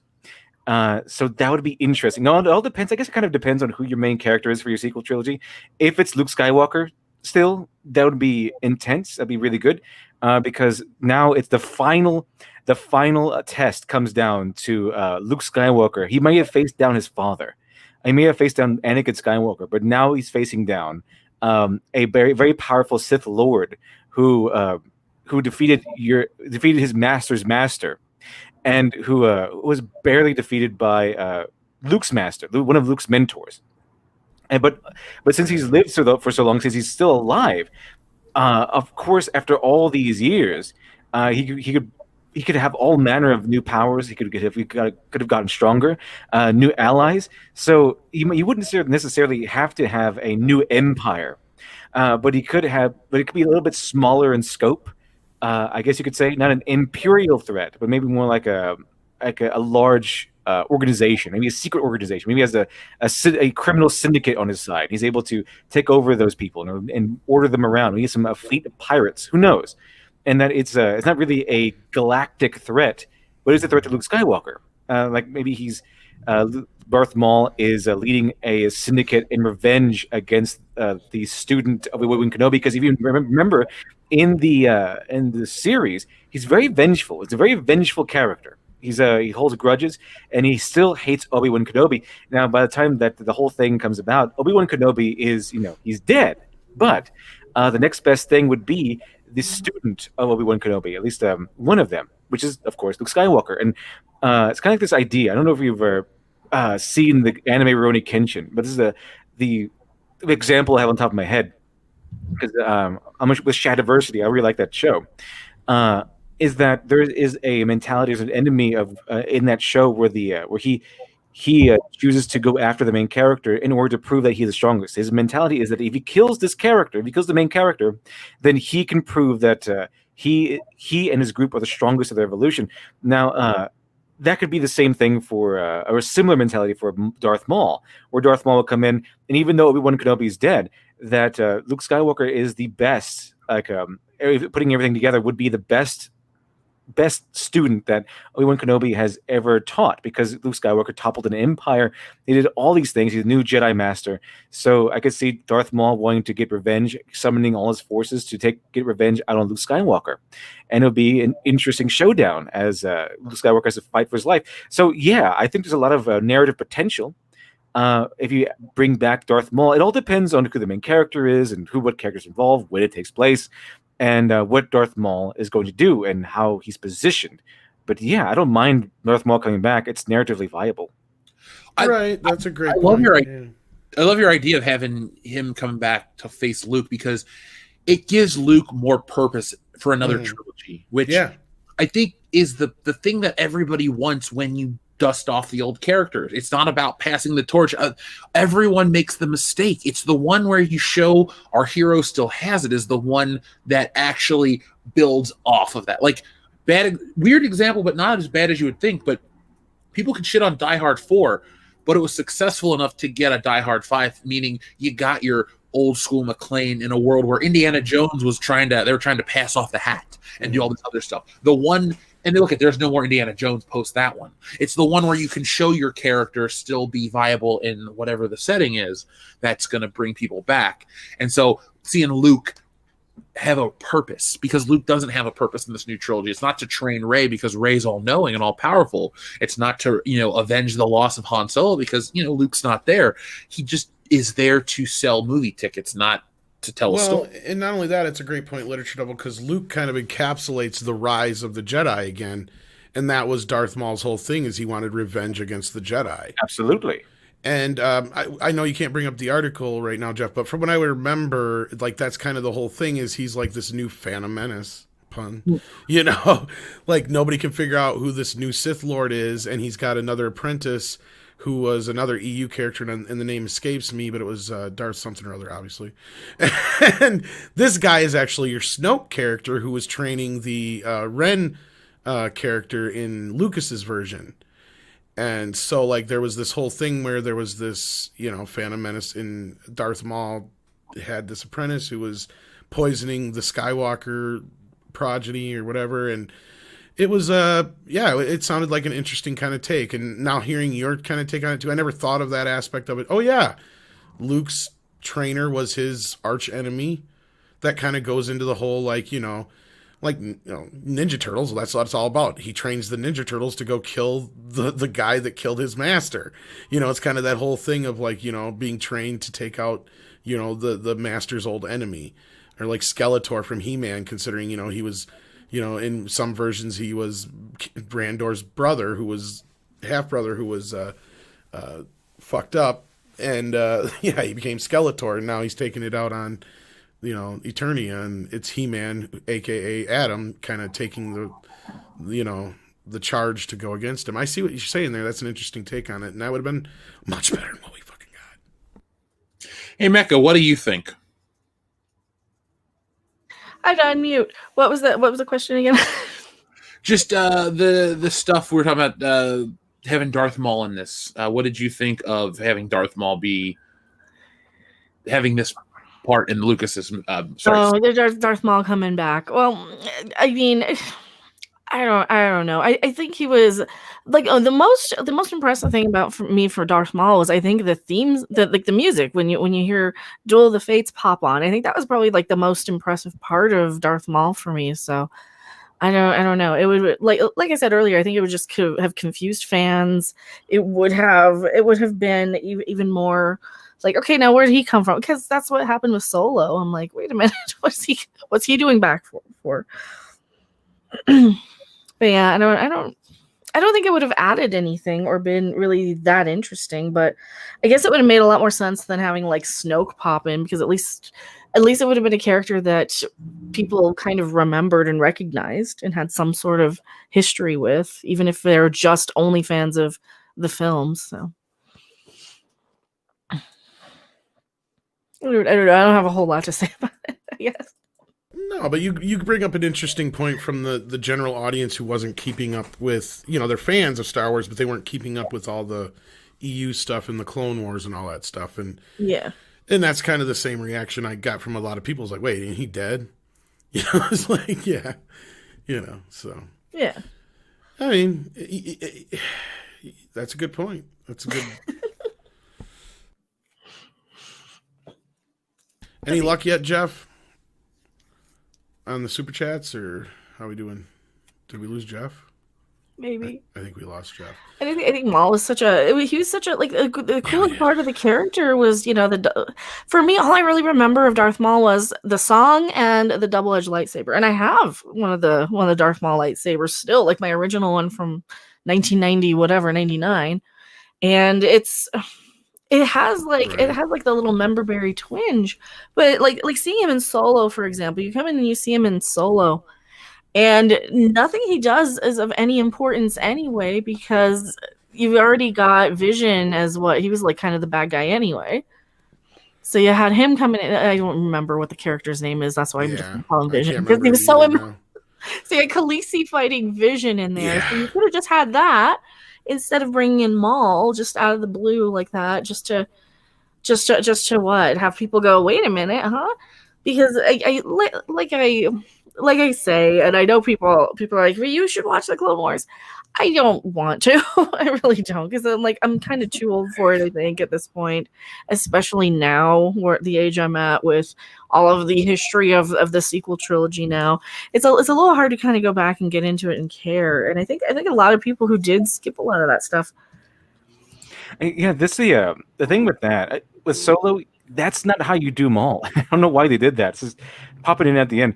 Now, if Maul were the stated appointed antagonist of his own movie, of his own trilogy, then of course he'll be introduced maybe as a reveal at the end of the first act or something like that, and or the beginning, and we see I don't know, maybe they have we could open up like a hooded guy, and he comes in and he does something, he's after something, whatever MacGuffin he's after, whatever it is, and then he puts it on his hood. It's Darth Maul. We get the question, Darth Maul, I thought he was dead. He's come here, he's come back, he's been alive this whole time. Where's he been? Now we have movies, a whole trilogy potentially, to answer these questions and explore these answers. Now with Solo, he had nothing, because they just kind of threw him in there at the last minute for fan service, I suppose, and that was it. He had nothing to do with the movie. They just kind of threw him in there just to give a last minute twist, and that was it. Okay, so I got all my technical glitches worked out. So let's take a minute. We'll read some of the super chats, because I don't want to leave people waiting. I know things are getting back to normal, so people will be getting up early for work. So I don't want people to have to wait up all night. So NG1TEAV, thank you very much, says, always set aside some time to duck Fisney. The Mandalorian sucks. Mando's spaceship should be called the Harry Potter car that flew from the spiders. I did not like the spiders. I felt like this whole episode that had just, this dropped this week I loved the first one. I was really invested. I liked all the action. It's fun. The show's back. And I just felt like nothing happened. It was fine, but it's the best, compliment I can give it. It was just okay. It wasn't memorable, but it also wasn't as bad as last year's episode 4. That to me is still the low bar for the Mandalorian. Did you guys see the Razor Crest ended its campaign today on HasLab? No, but I heard about it, and I feel about it the same way as our good friend over at Retro Blasting does. So yeah. I did not get that. I have no desire to give Disney Star Wars money. But if you did, folks, if you're a collectible or a collector's fan, go for it and have fun with it. No judgment here. And, if you're looking for collectibles talk, always check out 2 Cent Toys and our boy Salvador, because I'm pretty sure he's got one coming. So, Zontar, thank you very much. He says, was on the fence for buying the HasLab Razor. Oh, I didn't even read this part. HasLab Razor Crest. Pascal gave me the final push. I can get quite a few video games for that type of money instead. Zontar, people want, when somebody makes a comment like this based on what an actor says, they always forget that this is money lost. I mean, that's $350 for the Razor Crest, and you're just going to take your money elsewhere. So there you go. Comments like that, folks. That's $350 in the pocket of a company that is. And the thing that sucks too is Hasbro already got their cut. Hasbro will get their, or sorry, not Hasbro. Star Wars will get their cut, their licensing fee. It's Hasbro that will take the hit. So it's kind of funny how Hasbro will take the hit for the bad figures, the bad characters, all this stuff, and then just kind of have to take it with a smile. So Hasbro gets punished, but hey, it is, modern Star Wars. I get it. But Zontar, hopefully you buy some fun video games this year. And folks, check out WCBS Gaming on Twitch. We now have an Xbox Series X. That'll be fun. How can you not have fun? It's an Xbox. It'll be fun. But yeah, we'll be doing some stuff. You can check out Nick, Kendo, and Dion. They stream over there. I'll be streaming every once in a while, and Jesse and I will have our own Twitch channel, our mindless BS channel, or whatever we settle on, and we'll be having a Halo Friday this week, right? That's the plan. So yeah, so just come back for the Matriarchy tomorrow, and on the podcast Thursday, I'll give you the official links for our Twitch and the WCBS Twitch. Just Google WCBS Gaming on the Twitch, and there you go, you'll find us. So come check us out. We'll be playing maybe Star Wars Fallen Order too. One of Jesse's friends gave her a copy, so maybe we'll play that. Dr. Coffin says, tomorrow is Veterans Day. Don't forget to watch Yank My Doodle. It's a dandy, the most patriotic porn ever. P.S. Thanks, veterans. Yes, thank you, veterans. Today, first off, folks, today is Dion's birthday. So if you could shoot a happy birthday over in the group if you're a member, or press 1 in the chat to wish Dion a happy birthday here. I didn't? No. Oh, and yesterday was Fiddles. Well, folks, if you want to celebrate Dion's birthday by hitting the like button, that's awesome. Or if you want to send us copies of Terminator Dark Fate to the P.O. Box, I will put that on screen right now. And what happens is they come to me directly, and then I will be seeing Dion around Christmas, and I will deliver them. So if you want to just flood Dion with copies of Terminator Dark Fate, that is WCBS Show 14320 Ventura Boulevard, Suite 163, Sherman Oaks, California 91423. Folks, if you're going to start a podcast with your best friend, make sure you use the platform to troll the shit out of them. Makes your life a lot better. Adam Wofford, thank you. He says Clownfish TV said it tasted awful and was making people really sick because of the heat, and the milk went bad because it was sitting in ice. Ugh. Now, Jesse, did you have a chance to drink that blue milk shit from Galaxy's Edge? Yeah. What did you think? I refused to try the green, but the blue was pretty tasty. It's kind of like a milky fruit smoothie kind of thing. What was the green that made you, just because it was from The Last Jedi? It's just green. Yeah. Oh, fair enough. Green milk's not a thing. Yeah, green milk is bullshit. Because green's probably something wrong with it. Mr. O'Nell 262 says, I was in my early 20s when I seen Revenge of the Sith in theaters and loved it, but always hated Lucas messing with the originals. Literature Devil, I don't know if we had a chance to address this when you were on the show last time.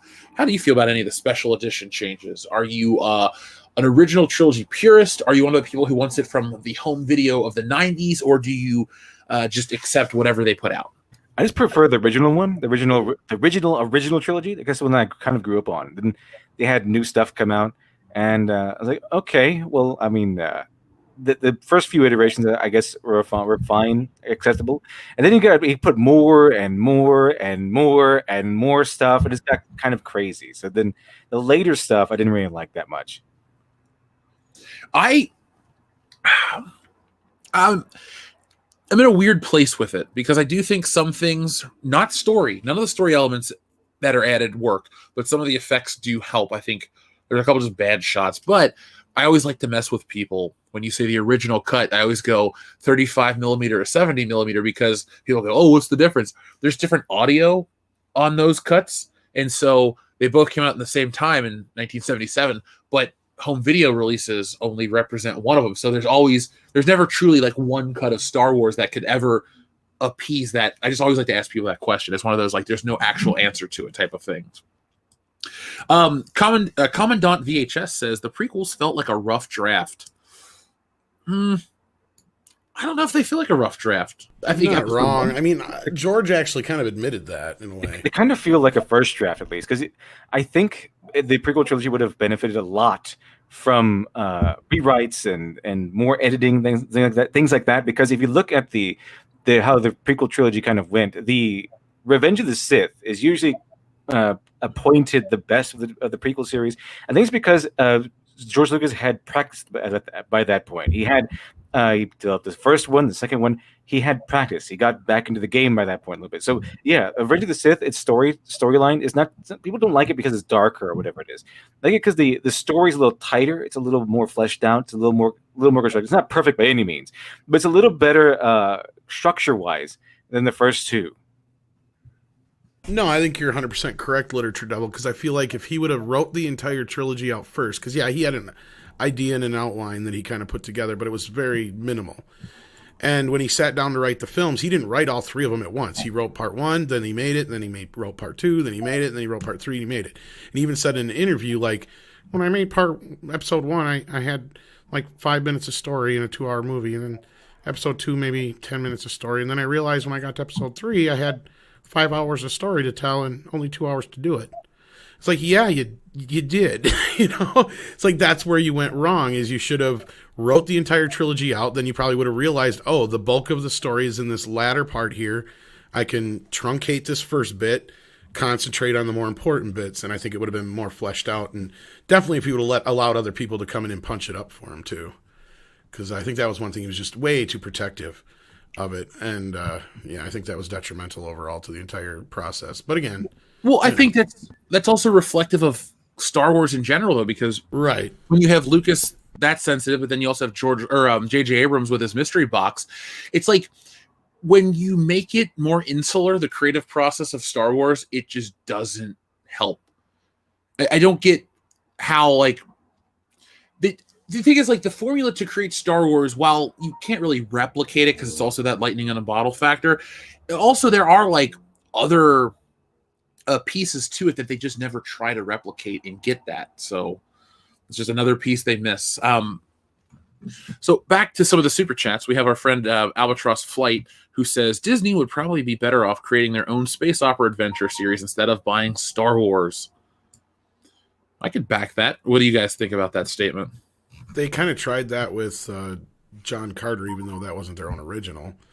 You kind of need the thing that they lack. They could totally do that. But the thing is that they lack people with the want, because the thing is, people want Star Wars not because they're really fans of it, or some of the modern day creators who are behind Star Wars, and they don't seem like they're fans. They can say it all they want, but it doesn't seem like they're fans. It seems like they're just drawn to the hey, Leslie Headland likes all the Star Wars. Oh yeah, all the Star Wars. Yeah, especially the Klingons. They're the best. The Cylons are really cool.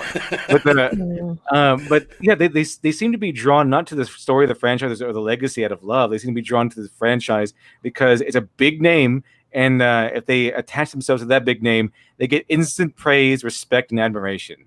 Real easy stuff. So Fire Knight 013 says Disney's biggest blunder was destroying the EU instead of bringing it to the screen, but in a way that could have fed the story Lucas had in mind. I mean, you're not going to hear any argument from me, Fire Knight. That's similar to what I was saying earlier. I was taking it more, you could milk it financially for longer periods of time, but the thing is, they're just cutting and pasting, and it's always lesser. I don't know why effort is such a hard thing to procure in Hollywood. Just get people behind it that give a shit, not shortcuts. The long game will always work out. Look at Marvel. That's always going to be that litmus test. Matthew Anderson, thank you very much. She says, we never referred to the EU as if it were some separate entity. We just treated it as more Star Wars, and it was great. P.S. Hail, Literature Devil. Thank you very much. Hail to you. It definitely did feel like just a nice continuation, just more Star Wars. Now I don't even know what you could do, like what property you could continue, and it would just feel like more of, because the Power Rangers, they brought them back a couple years back in comic book form, and at first it was kind of a cool concept. They did a couple crossovers with like Ninja Turtles and the Justice League and stuff like that. Maybe the Turtles one's a little more recent, but it just becomes like when you try to create new in-canon continuity, it always feels off because you either don't get the people that are involved, or you get the people that are involved in name only, and it still comes off as lacking. So can you guys think of another property that could continue and not feel like Star Wars, where it just doesn't feel right, like it should have stayed dead? Terminator. Yeah. What about you, Literature Devil, Mecca? Where a property should have stayed dead instead of continuing. Star Yeah. Trek. No. Which could have continued instead of staying dead? Like, what do you think of the property that actually lends itself to like the further adventures of Stargate. I think Powdered Toast Man or something? Yeah, What'd you think? Stargate I think could, because they had so many different possibilities. They left some kind of unexplained things at the conclusion. Oh, of the you mean winter. like that kind of a question? No, never mind. Yeah, No, like okay. they could still go back in and continue Stargate. I think any of the series, because there was so much expansion going on those. So I think they could continue that as long as they do it right and don't do what they did with the universe. But I mean, we do have the Karate Kid too with the Cobra Kai series. That just feels like, oh, we just have more Karate Kid. That's what it feels like. Yeah, I really like the Cobra Kai series. Mm-hmm. It's really good. I can't really think of another franchise that would this is not right now, that would hold that distinction. I'm just reading the chat. So we said Zardos, Alien versus Predator. Yeah, I thought you meant what one have they done that that hasn't. But No, yeah, no. no, Cobra Kai is probably my answer then. And if not, second would be Rocky with Creed. Man, Stallone has that ability to make, no matter how old he gets, he finds a place for his iconic characters. You know, Rocky, of course, a 70-year-old man's not going to be boxing, but you could have him coach and do this and become Mick, and it really works.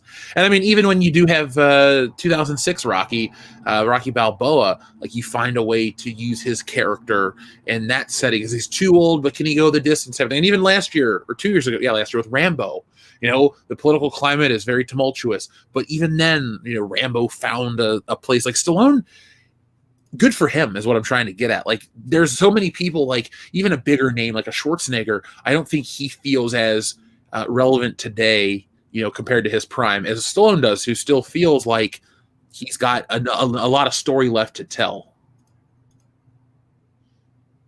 Yeah, I agree, and I like the last Rambo movie all right too. And yeah, I mean, if you find people who are still passionate enough and they give a shit about the characters, because you know Sly created Rocky and he really was the recreator of Rambo, I guess, for lack of a better term. So I mean, it was a kind of like those were his babies. So like he was somebody who respected them, cared about them, knew the characters.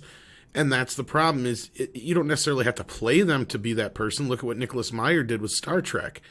I mean, the two films that he has the most, or three films that he has the most to do with, are the three that people laud as the best ones, you know. So you just got to find somebody who understands. And even Nicholas Meyer's a great example because he wasn't even a Star Trek fan when he came on board. He just was a good director and he knew how to tell stories good and he understood literature and story structure and character arcs and all that kind of stuff. And he saw it. He's like, oh, this is just Horatio Hornblower in space. All right, cool.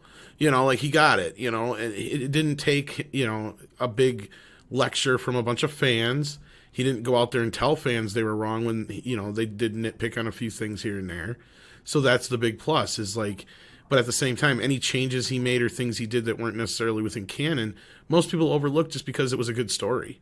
And I mean, there's very few anyway, but no, you know, it's just, you need people who give a shit about these franchises to take them over. Otherwise, they're going to be crap. And I mean, even Lucas lost sight of what's made Star Wars with the prequels, going back to what we were just talking about. Yep. He definitely did, man. He definitely did. Folks, we have over 920 people watching, but we only have 400 likes. So do us a favor, hit that thumbs up button if you enjoy what we do here at the High Council. And thank you for joining us. So, guys, I think it's time to switch topics for a little bit. Talk about something a little bit of a downer. So last week we talked about Johnny Depp and how the libel lawsuit was, he lost it. It's over, it's done with, and Amber Heard essentially won.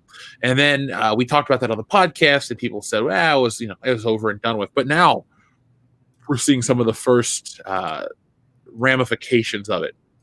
So as you see on screen, Johnny Depp has cut ties and left the Fantastic Beasts film. So were you, Tom, just to reiterate for the people who weren't watching last week, no, Literature Devil first, since we didn't have a chance to talk to you last week, when you heard the outcome of the Depp Heard lawsuit, were you surprised? Have you been following it at all?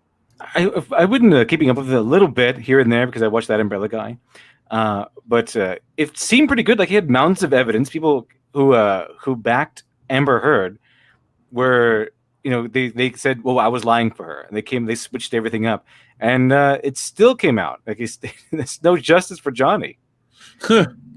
That's about it. That's about it. That's the judge is like, oh, she's so brave. Obviously, she's telling the truth. That's what I've heard so far. Yeah, she's not brave for shit. She's scary. Mecca, what did you think of Heard winning / what did you think of the news of Depp leaving this movie? Well, she's from everything I've heard about her, she's such a shitty person, from what the reports have been. Literally. And yeah, I was watching a little of Umbrella Guy coming in from time to time, but what was that?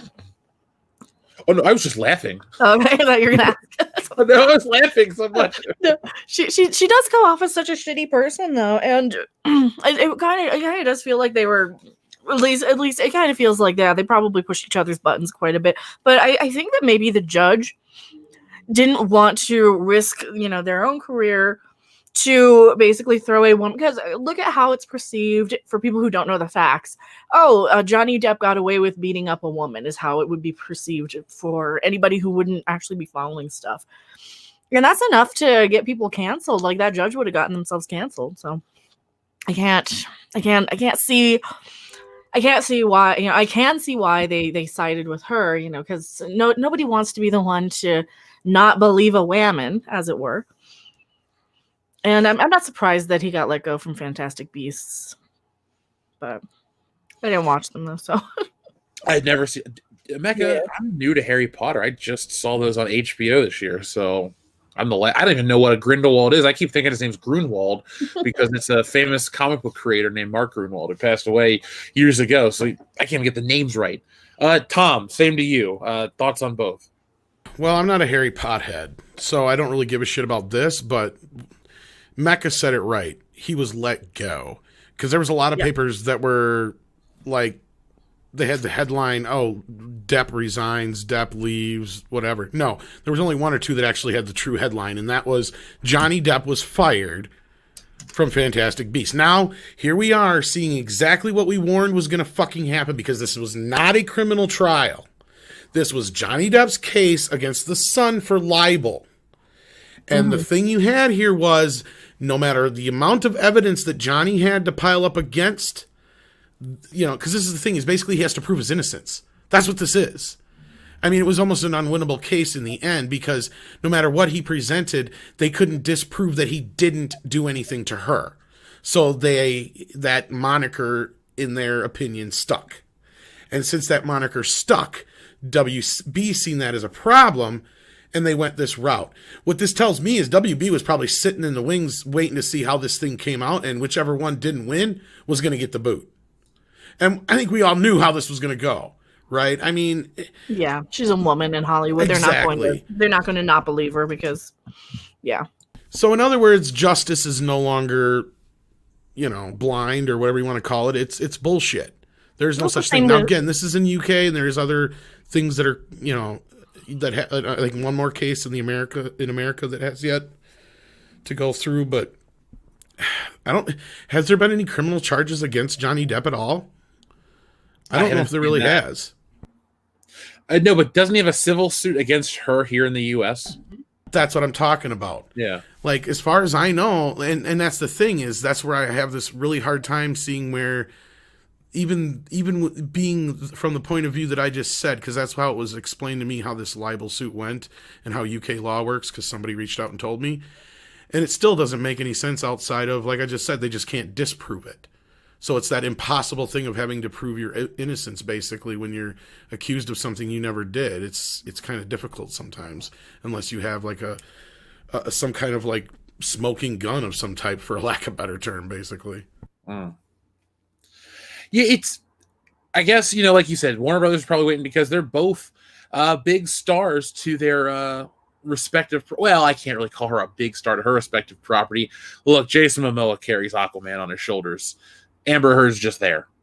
Now, I don't know how much percentage of a screen time Johnny Depp gets with this stuff because I'm not into it, but I guess Amber Heard looks more viable to them because of the political climate. It's sucky too because you can't even talk about this unless you bring up Me Too and all these other things, and it's a precedent, and sometimes it's not even a part of the topic at hand. It becomes embroiled, or other things get labeled with it. It becomes a part of other things that it shouldn't be because of how Hollywood lazily handles stuff. They look at one thing and they want to blanket correct everything at once, and then they want to get praised for fixing all of the world's problems at once, and they don't look into the smaller, nuanced elements of it. So I think this is one of those situations where they're just buying into the group mentality, the mob mentality right now. Basically, yeah. And that's just it. It's mob mentality. It's guilty in the eyes of the popular opinion because he's not guilty of anything at this point. And that's why I was asking, have there really been any charges brought? I don't think there had been. If somebody knows in the chat, let me know, because frankly, at this point, with all the evidence that's out there, I can't understand why, outside of the whole current climate and quotations, Amber Heard hasn't been charged with anything. Because I don't know if I told this story on here before, but I remember telling this story when this story first broke back when. A buddy of mine and his girlfriend, now wife, they were living together and they got in an argument, right? And it got to the point where they were yelling and screaming and she started throwing shit at him. So the cops showed up and, it looked like they were about ready to take his ass away and all that kind of stuff. And, cause I don't remember if he was a little drunk or whatever was going on, but, turned around and she's like, they asked him what happened. He's like, oh, you're arguing and blah, blah, blah. Got a little out of hand and obviously somebody called the cops, and you're here. And he goes to her and she goes, well, what happened? And she goes, this motherfucker pissed me off and I threw a fucking toaster at him. I had enough of his ass. Get him the fuck out of here. So next thing you know, she's getting put in handcuffs. And she's like, why the hell am I being taken away? You threw a toaster at him. That's assault with a deadly weapon, ma'am. To me, that's kind of what social justice is. But that's why I've defined social justice as. They're still together to this day, so don't feel bad. What happened with Johnny Depp? It's modern day vigilante justice, modern day mob justice. It's just done through the internet and social media rather than the mob coming in with torches and pitchforks to drag you away like they did in the Old West. It's just that mentality again. You are guilty and you have to prove your innocence. You have been accused of a crime and you are guilty, and everyone believes that you are guilty, and you have to prove your innocence, and it's almost futile to do so, to even attempt it. Exactly. So that's what social justice is to me. That's why to me, adding anything before the word justice, like social, it's not justice anymore. It's not justice. I prefer justice classic thing very much. Not social justice. This regular justice will do just fine. It's worked forever, so. But yeah, this is just a disappointing thing, and I wonder what's next though for Johnny Depp. Do you think this is going to be a situation where it's just Warner Brothers trying to cover their own ass, and he'll have other work, or do you think this is going to be the first domino to fall, and Johnny Depp's just going to become slowly blacklisted? I think that the COVID will be the best thing that's happened to him and only him, because, and I'll tell you why. I know it sounds weird. Let's hear it, sir. He has the time now for this to kind of blow over and his other case to come through.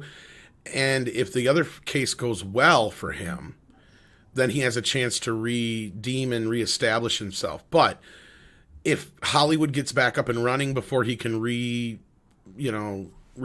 his name, or however you want to put it, he's going to be stuck doing low-level fucking, like, Nicolas Cage paying for my fucking taxes type shit for the next 10 years to just try and make ends meet, because he's not going to be able to get the big payday films anymore.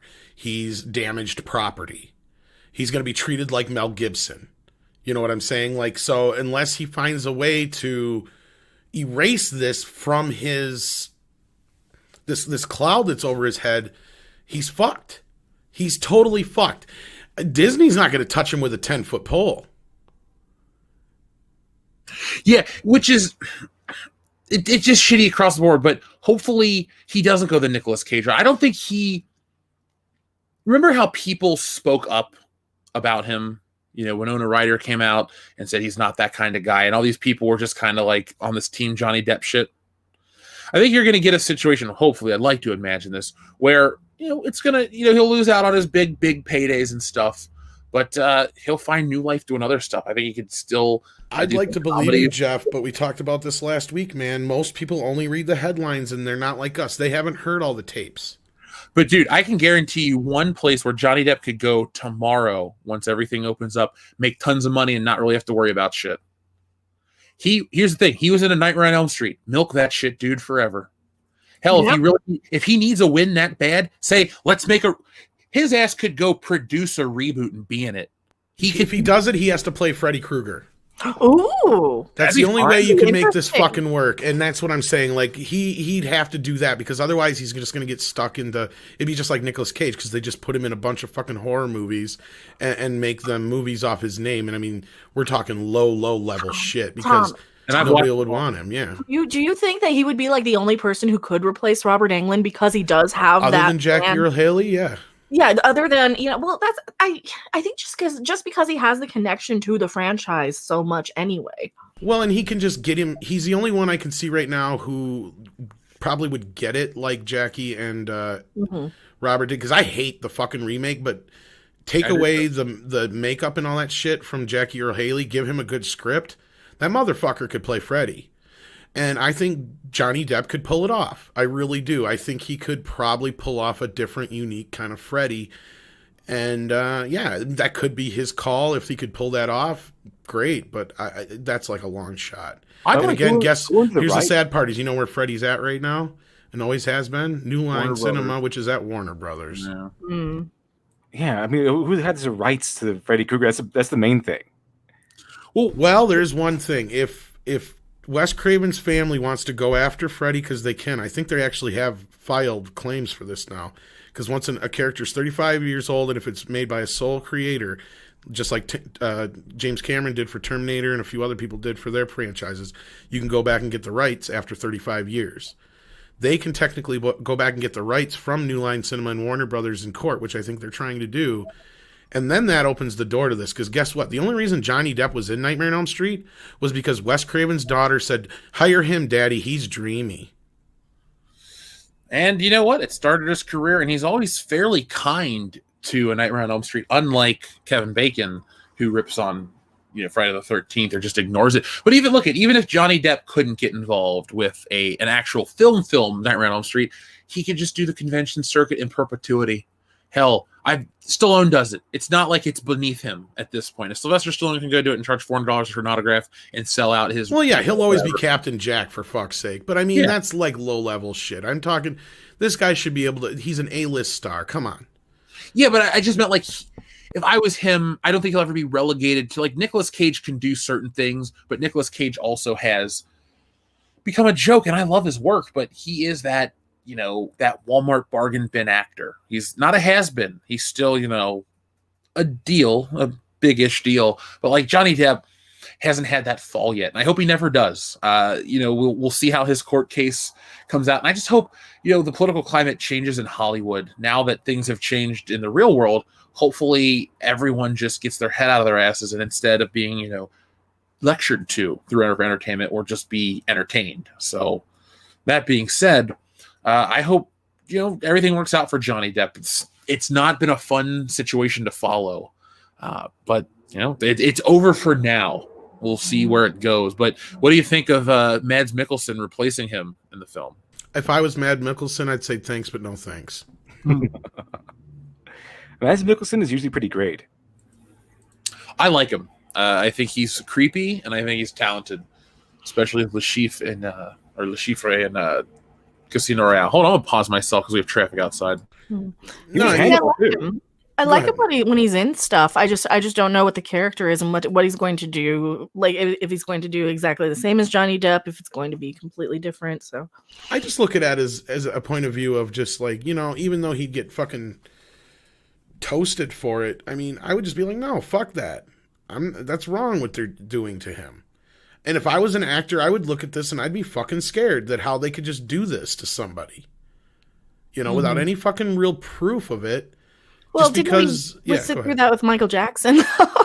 Well, yeah, same. Great I example. I watched the reenactments of all those trials. Oh, God.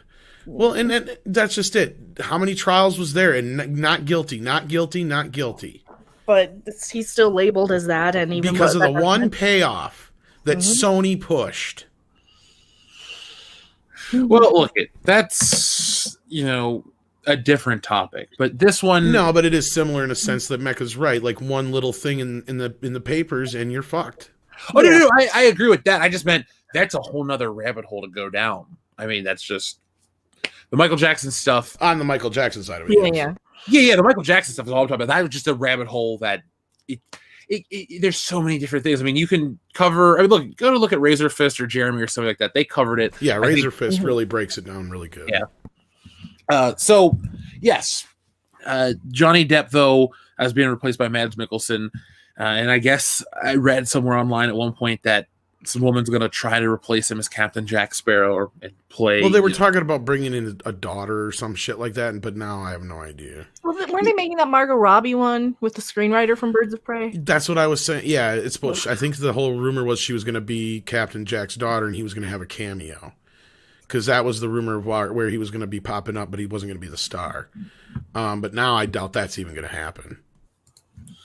Well, I didn't know there was an appetite for that film. I'm not trying to be super negative, but holy shit! I mean, come on. I didn't realize people cared that much. Yeah, they don't. I don't think anybody has actually said, "Oh, yay, another Pirates of the Caribbean movie," especially with Margot Robbie and the Birds of Prey stuff.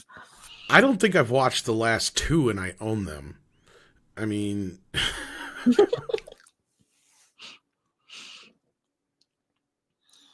Well, weren't they losing money towards the end? Like, they make their money kind of, but yeah. Well, you had this issue where I think did they make 6 of them or 5 of them? I can't remember now. Of what?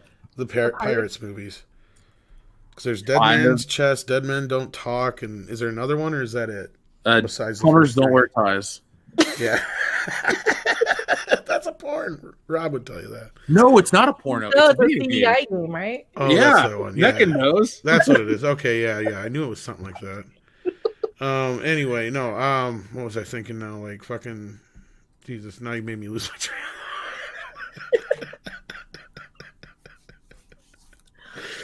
Oh, shit.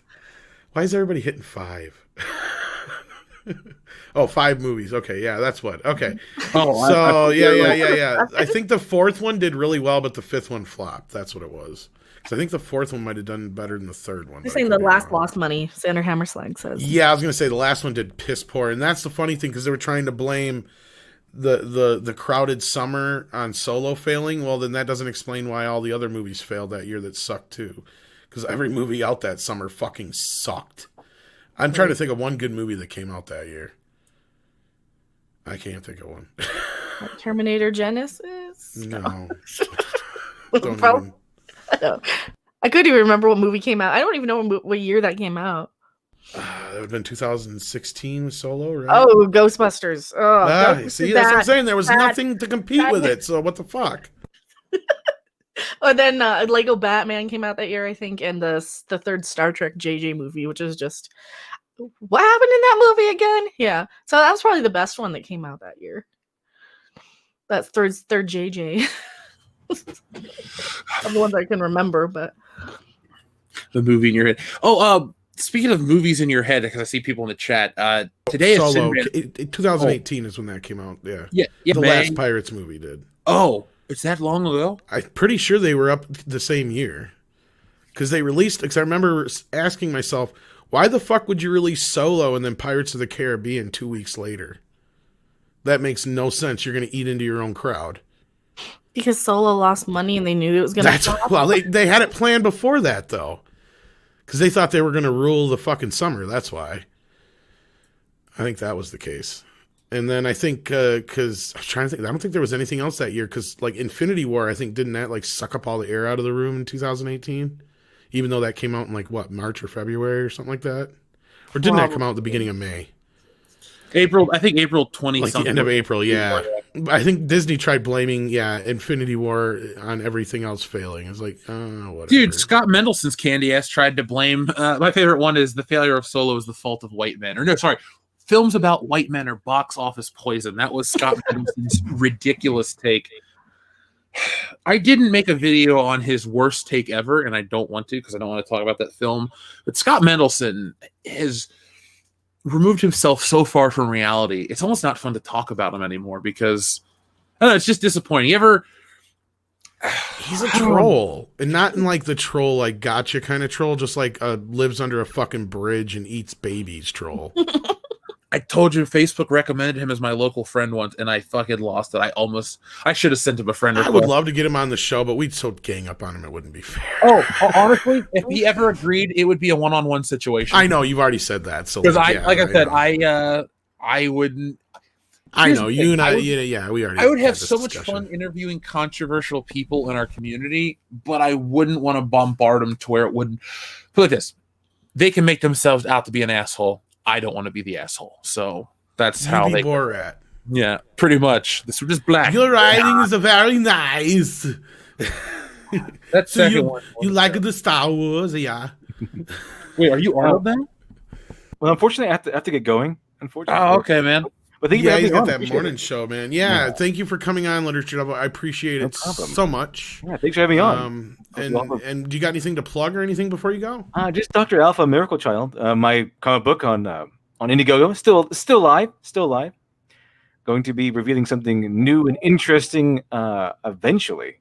I think to next month. So people are going to get new stuff every month, and I'm planning anyway to get new stuff every month until we're ready to launch. So we'll see what happens. But last month, everyone who ordered a physical copy gets a free bookmark. Now, next month, something different is going to come in. So as long as you get a physical copy. But anyway, other than that, it's just that's basically it. Keep in touch with me, man, because I'm still doing that trading card thing we talked about last time. Oh, yeah. But finished fulfilling almost everything. So I just wanted to get stuff worked out, but I wanted to keep you in the loop for that because next year it's going to be a thing, and you showed interest, and I think it'd be a lot of fun, and I'd like to see people's creative takes on stuff. So we follow each other on Twitter, man. I'll be in touch with you soon. Sure, sounds good to me. Thanks for coming on, man. I really appreciate it. Take care. Great turnout tonight. Yes, seriously. Thank you guys. If you could hit that like button, really appreciate it. Close to 1,000.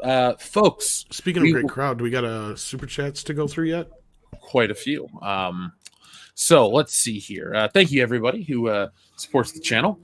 So we have, Matthew Anderson. We read his. Thank you very much. The Jack of all casuals. There we go. He says, "Hey, guys and girl. Just got out of work. It's nice to hear you on the way home. What did I miss?" Well, Jack, when you sent that, you had missed quite a bit. We have been on the air for what? Someone hour? Shot JR. Yes. It was Mr. Burns. It was Mr. Burns. And the baby stole the money.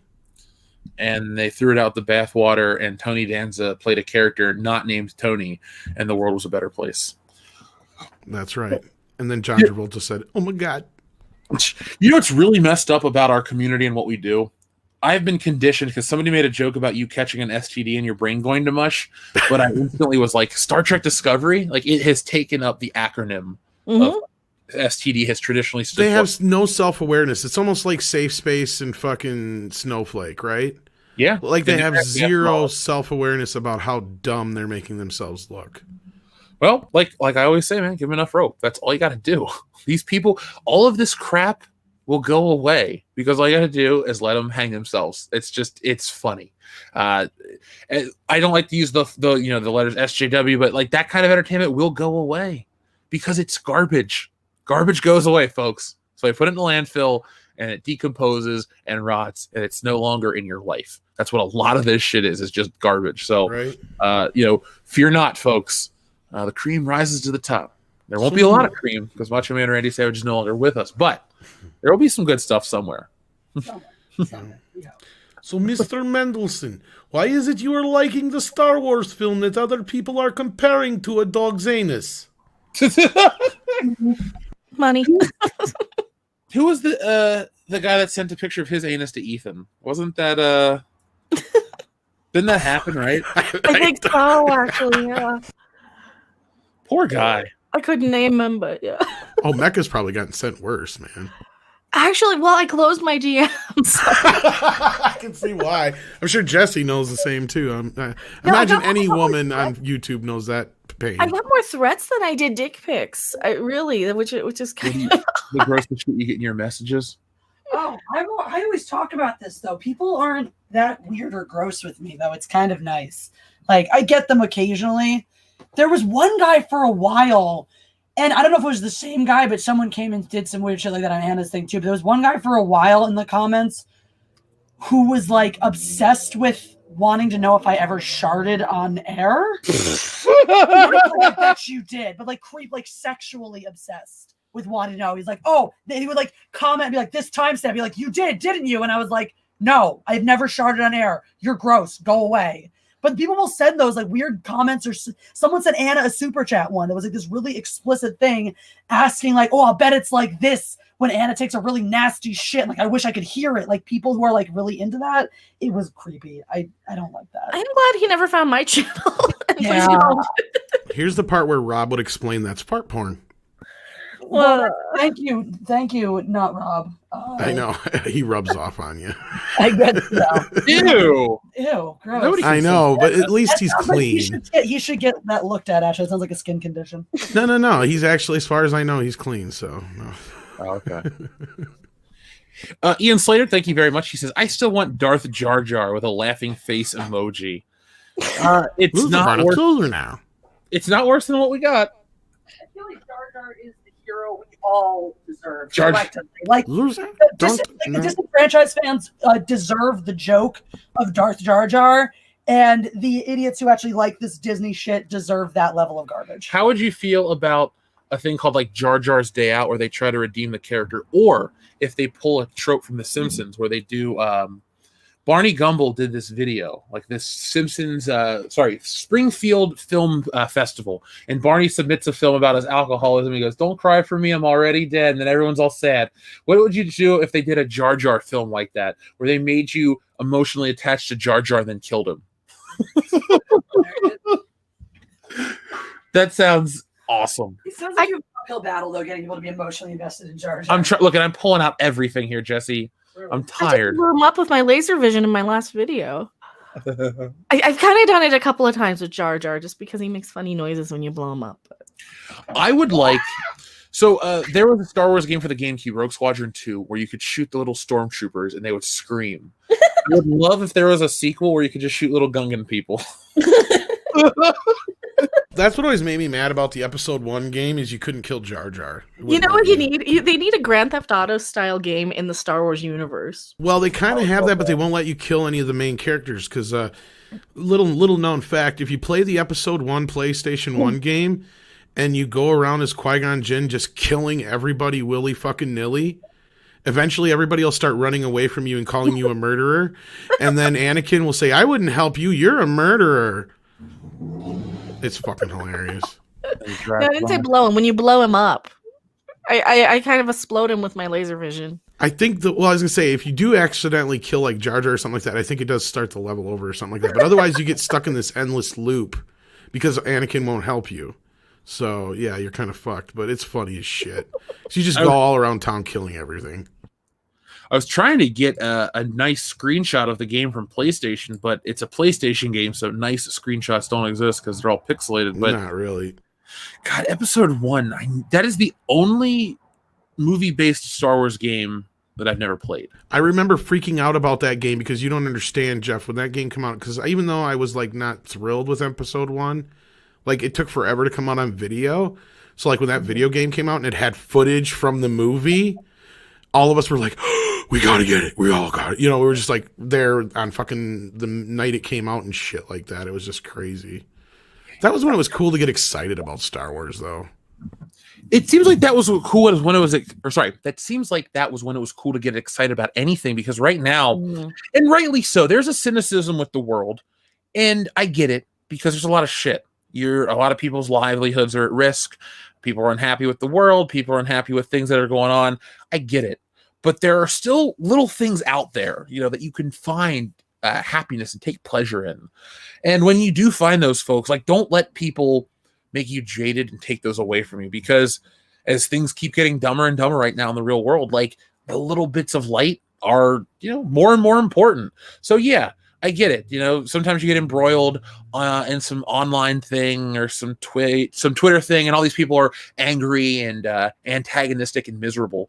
But when we leave the show today, go out and look for something that's going to make you happy. Maybe you got the new Xbox. I'm happy about that. I don't know. Or maybe you had a good drink or something like that. Like, maybe, just look for the good positive stuff. Absolutely. Mm-hmm.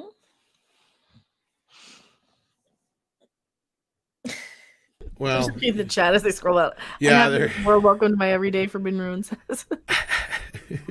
Well, it is really easy especially for someone like me, is just to really focus on, what do I enjoy doing? I like ranting about stuff. So actually it's kind of easy for me to take the negative and turn it into something positive, because I find ranting to be very therapeutic. And once I get it out of my system, it's over and done with. So, well, isn't that what reading really is all about? Well, I think ranting is different than reading, because Yes, I agree. you're trying to silence somebody, you're trying to shut them up, you're trying to knock them down a peg, and ranting about it is you're trying to use victimhood or your status. Yeah. And that's what's funny, is there's white privilege, all right. Yeah. Hey, Tom, since you brought up the episode 1 game, did you have a chance to play the new, same to you, Mecca, have you guys had a chance to play the new, was it Squadrons-based game? No, I didn't. I heard it was bad, though. Dude, I got a video coming out on Monday, folks. I've been wanting to talk about one thing for over a year, and it's the Avengers game for PS4. I have been wanting to cover that since they dropped the trailer, but people wanted to tell me, you got to wait, you got to see, you got to hear about how great this game is. And then it comes out that the game lost like $48 million. So I've been itching to talk about that one. So, come back for that. But there are these great games in the Star Wars universe that could be made. You could have your 1313. You could have another Battlefront, like the classic one, excuse me. But we don't. We get a lot of dumb crap. But I pulled Morbid Furies. Force Unleashed was a fun game. There were so many fun games from Star Wars. Mecca, did you have a favorite one at all? Well, the one I still have, actually, I still have it on on N64, is the Episode 1 Racer. I always liked that one. That was probably my most favorite of the Star Wars games. And then I kind of remember hating the ones on the 2600. Yeah, the Nintendo ones are pretty good, but here's some footage or a picture of people trying to get an Xbox today. Yeah, it's kind of sad. You didn't let me set up the joke, Jeff. It's all right. Sorry. It's all good. Where are they reading and triggered about how many holes it has in it? They didn't see it's on the top. Oh, okay. No, but I posted a meme of this under Az's thing. It blew up a little bit. So, Tom, are you mad that you couldn't get an Xbox? Not really. I was more upset I didn't get one for my kid, and then I found out my kid wanted a PS anyway, and I'm like, well, what the fuck ever. And then he's decided he's going to do his thing to get one. And it's like, you can't just wait till Christmas or whatever, because I know eventually, here's the thing, I know better than anybody else just does too. Those first ones always have something wrong with it. People are already bitching about the Xboxes. I know the PS5s are going to have issues. So I tell them the same thing. It's like, kid, I got a PS2 back in the day just before you were born. And guess what? Fucker lasted about 4 months. Okay? So you had a PlayStation that broke that quickly? It was one of the first ones. Dude, I had one of the first ones. I don't know why. Well, it just quit working on me. It would play like CDs after a while, but then it quit playing games and stuff like that. You know what I mean? Like it would play, and I used it a lot as a DVD player because it was one of the first DVD players. Yeah. So that was another reason I probably burnt out the DVD drive in it or something. Because I'm sure it had a separate laser for CD or something like that. That's why the CD still worked. But were you the guys that was watching like countless DVDs on the thing like 24/7? I did what, not 24/7, but like I got that one problem it had where the laser would go out or whatever, where it would make the click, click, click, click noise or whatever. It was one of the early ones. And like if I ever had a disc that had just a minor scratch on it, it wouldn't read it at all. It was a big pain in the ass. I mean, I got some good play out of it, don't get me wrong, but the ones that came out later were much more solid. Like I beat the hell out of some of the later ones that I got that, you know, you talk about watching movies nonstop. Yeah, some of the later ones, but I don't remember them breaking. I think I ended up selling it, you know, like kind of thing.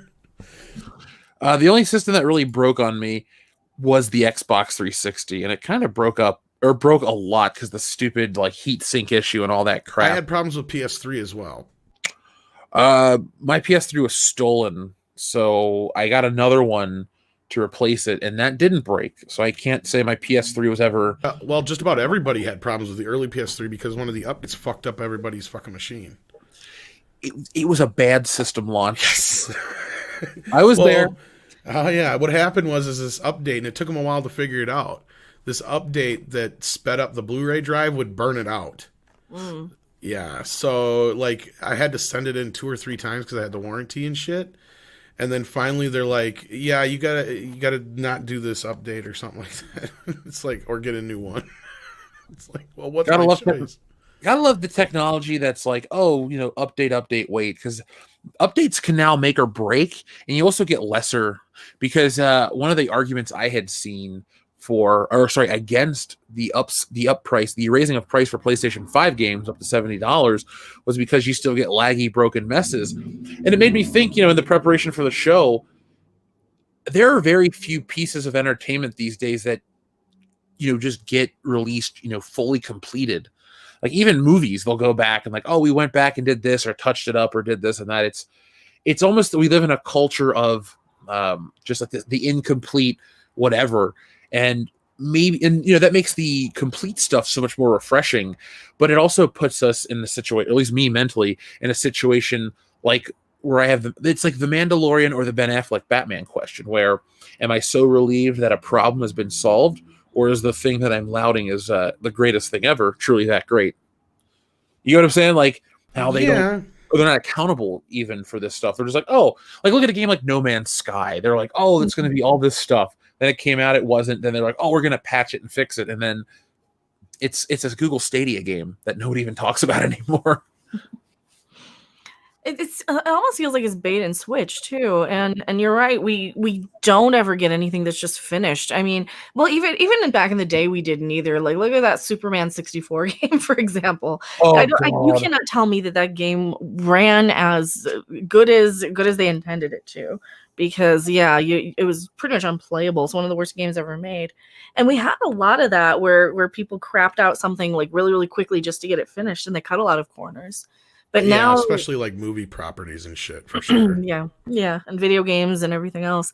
Well, that's what I mean. Yeah, like the LJN was always famous for. Yeah. Yeah. Laughing, joking, numbnuts. Oh yeah. God, I love. I didn't used to. I still love Angry Video Game Nerd. Yes. He's my favorite YouTuber. Like, if somebody's like, who's your absolute favorite? He has 1 or 2 bad takes that I really, really don't like. And that was when he was bitching about Blu-rays, but that's a totally different show. Oh, well, yeah, see, I always separate James Rolfe, the movie guy, from the angry video game nerd. Oh, yeah, totally. Like, it's just, I mean, I'm not like pissed at him or anything, but it's like, it was just full of bullshit. You know what's bullshit? Oh, his video on Blu-rays. Dude, I loved it when he fucking came out against Ghostbusters 2016. Mm-hmm. I was already a fan of yours for a decade, but I was like, and I already respected you, but I was like, that's just another step. It's because we talk about the mob mentality. It's just as hard to speak out against something as it is to speak up, against stuff. And the fact that he went and like faced this head on and wasn't afraid, because cancel culture I don't know how it would being in that position today. If a guy with his stature did the exact same thing and it got picked up by the New York Times and all these other places, do you think he would be able to weather that storm, or do you think cancel culture would just try to take him down for something as innocent as saying, "I refuse to see a movie because I don't think it should be remade"?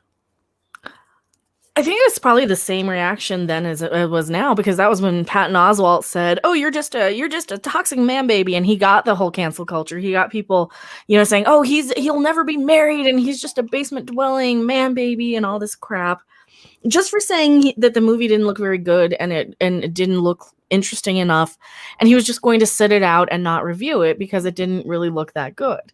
And what is wrong with that? That was kind of when I started having this in my head. They're trying to make movies like they are mandatory viewing. Like, you don't have to see every single movie out there. If you didn't like the last Star Wars movie, there's no reason to go in and see the next one, especially if, you don't have the money, the energy, the desire. It is not a mandatory thing. And I think that's where a lot of like the media, especially, and a lot of cancel culture sort of lemmings out there, the little SJW sort of sheep, come in and they kind of forget that you don't have to love everything. You don't have to watch everything. You don't have to be such a mindless consumer when it comes to your money. And there's a reason why we have people who review movies. There's a reason why we have all these communities. And I think that because of that was like the first, oh, he said no, so therefore that was one of the first big instances of that. And I think that's what woke at least me up to a lot of this. That's what woke, I think, a lot of us up to it. And then with Star Wars, it happened again. And then with Star Trek, it happened again. And then pretty much every other Birds of Prey, Charlie's Angels, Terminator, all these other movie franchises, they all come in and pull the same media crap, because we have these low-level, low-intelligence sort of advertisements in disguise as articles that are really, really only designed to shame you into consuming the merchandise, whether you want to or not. And they're not mandatory. We don't have to watch them all. And now you get shamed being a consumer. If you're trying to buy a video game console, you got websites coming at you. Mm-hmm. Like, I wanted to talk about this Kotaku stuff.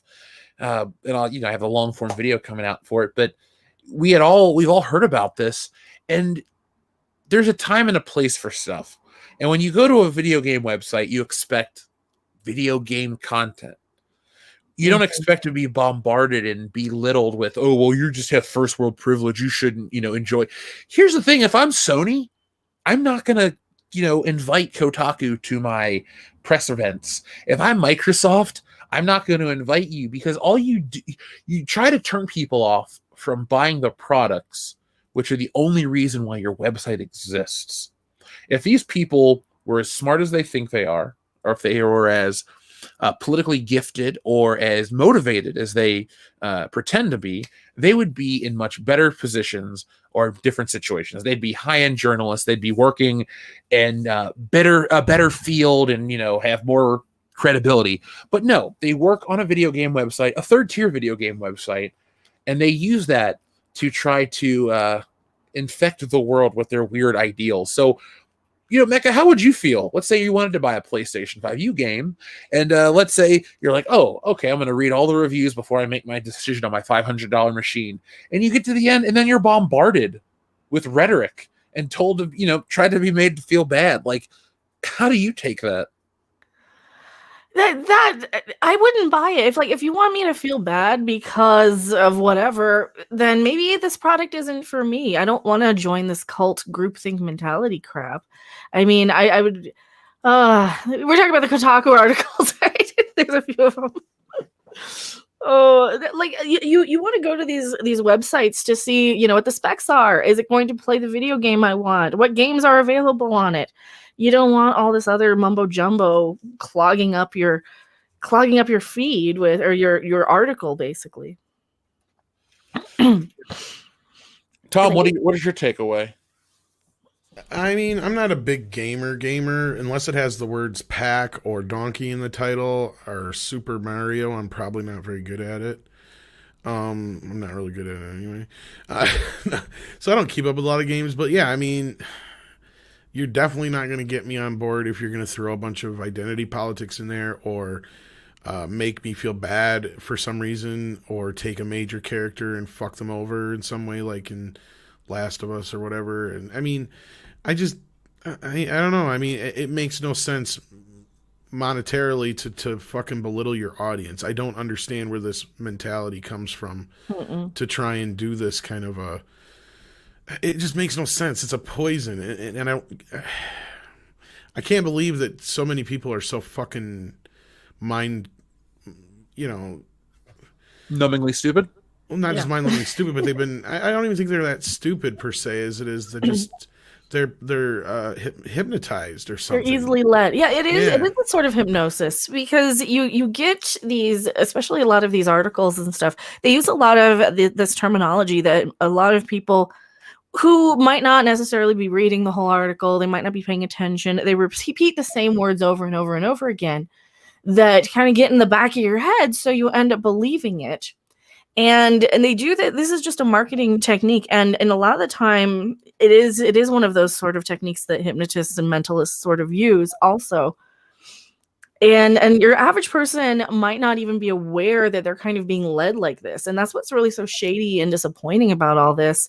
But yeah, I mean, I think one of the things that really bothers the corporations is that we do have stuff like the Phantom Menace to come in and say, hey, wait a minute, Last Jedi was a bad movie, and we're not Istan-phobic because we're saying so. Shut your mouth, article writers and things like that. And I think that it just takes a few people to kind of stand up and say, wait a minute, this isn't a good thing. This is not. Remember all the Han Solo Star Wars articles? They're like, Solo lost money, and that's a good thing. Here's the thing, Mecca, about a place like Kotaku. When a company like that, a website like that, they're dangerous because they become the norm. Mm-hmm. Gaming, historically, it's funny how people want to say, well, comics are always progressive. Well, video games have always been fun. Video games are no longer fun because you have a bunch of weirdos with a bullhorn, aka the internet, kind of yelling at you about X, Y, and Z.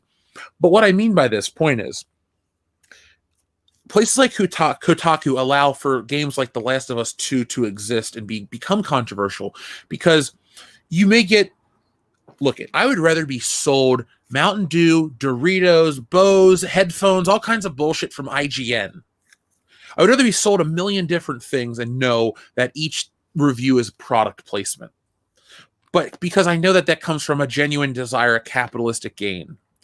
Whatever Kotaku's trying to do, and whatever Gawker Media, whatever a good chunk of all sorts of one-sided, politically motivated, entertainment-based websites, what they always do is they always come off as more nefarious, because you never know what their point is, because they're taking two things that don't go together. This isn't chocolate and peanut butter. This is like scrambled eggs and caramel sauce. It just sounds disgusting if you put them together.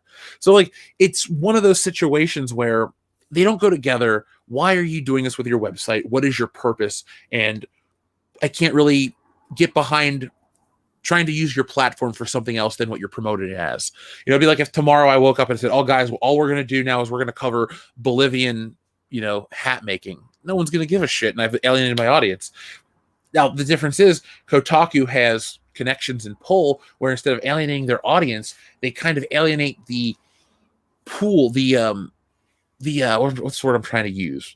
They basically, we'll just say it's a swimming pool. They taint the water. They ruin it for everybody. They're the Baby Ruth, but it's a turd in this case. So it's funny how people are like, well, it's no big deal.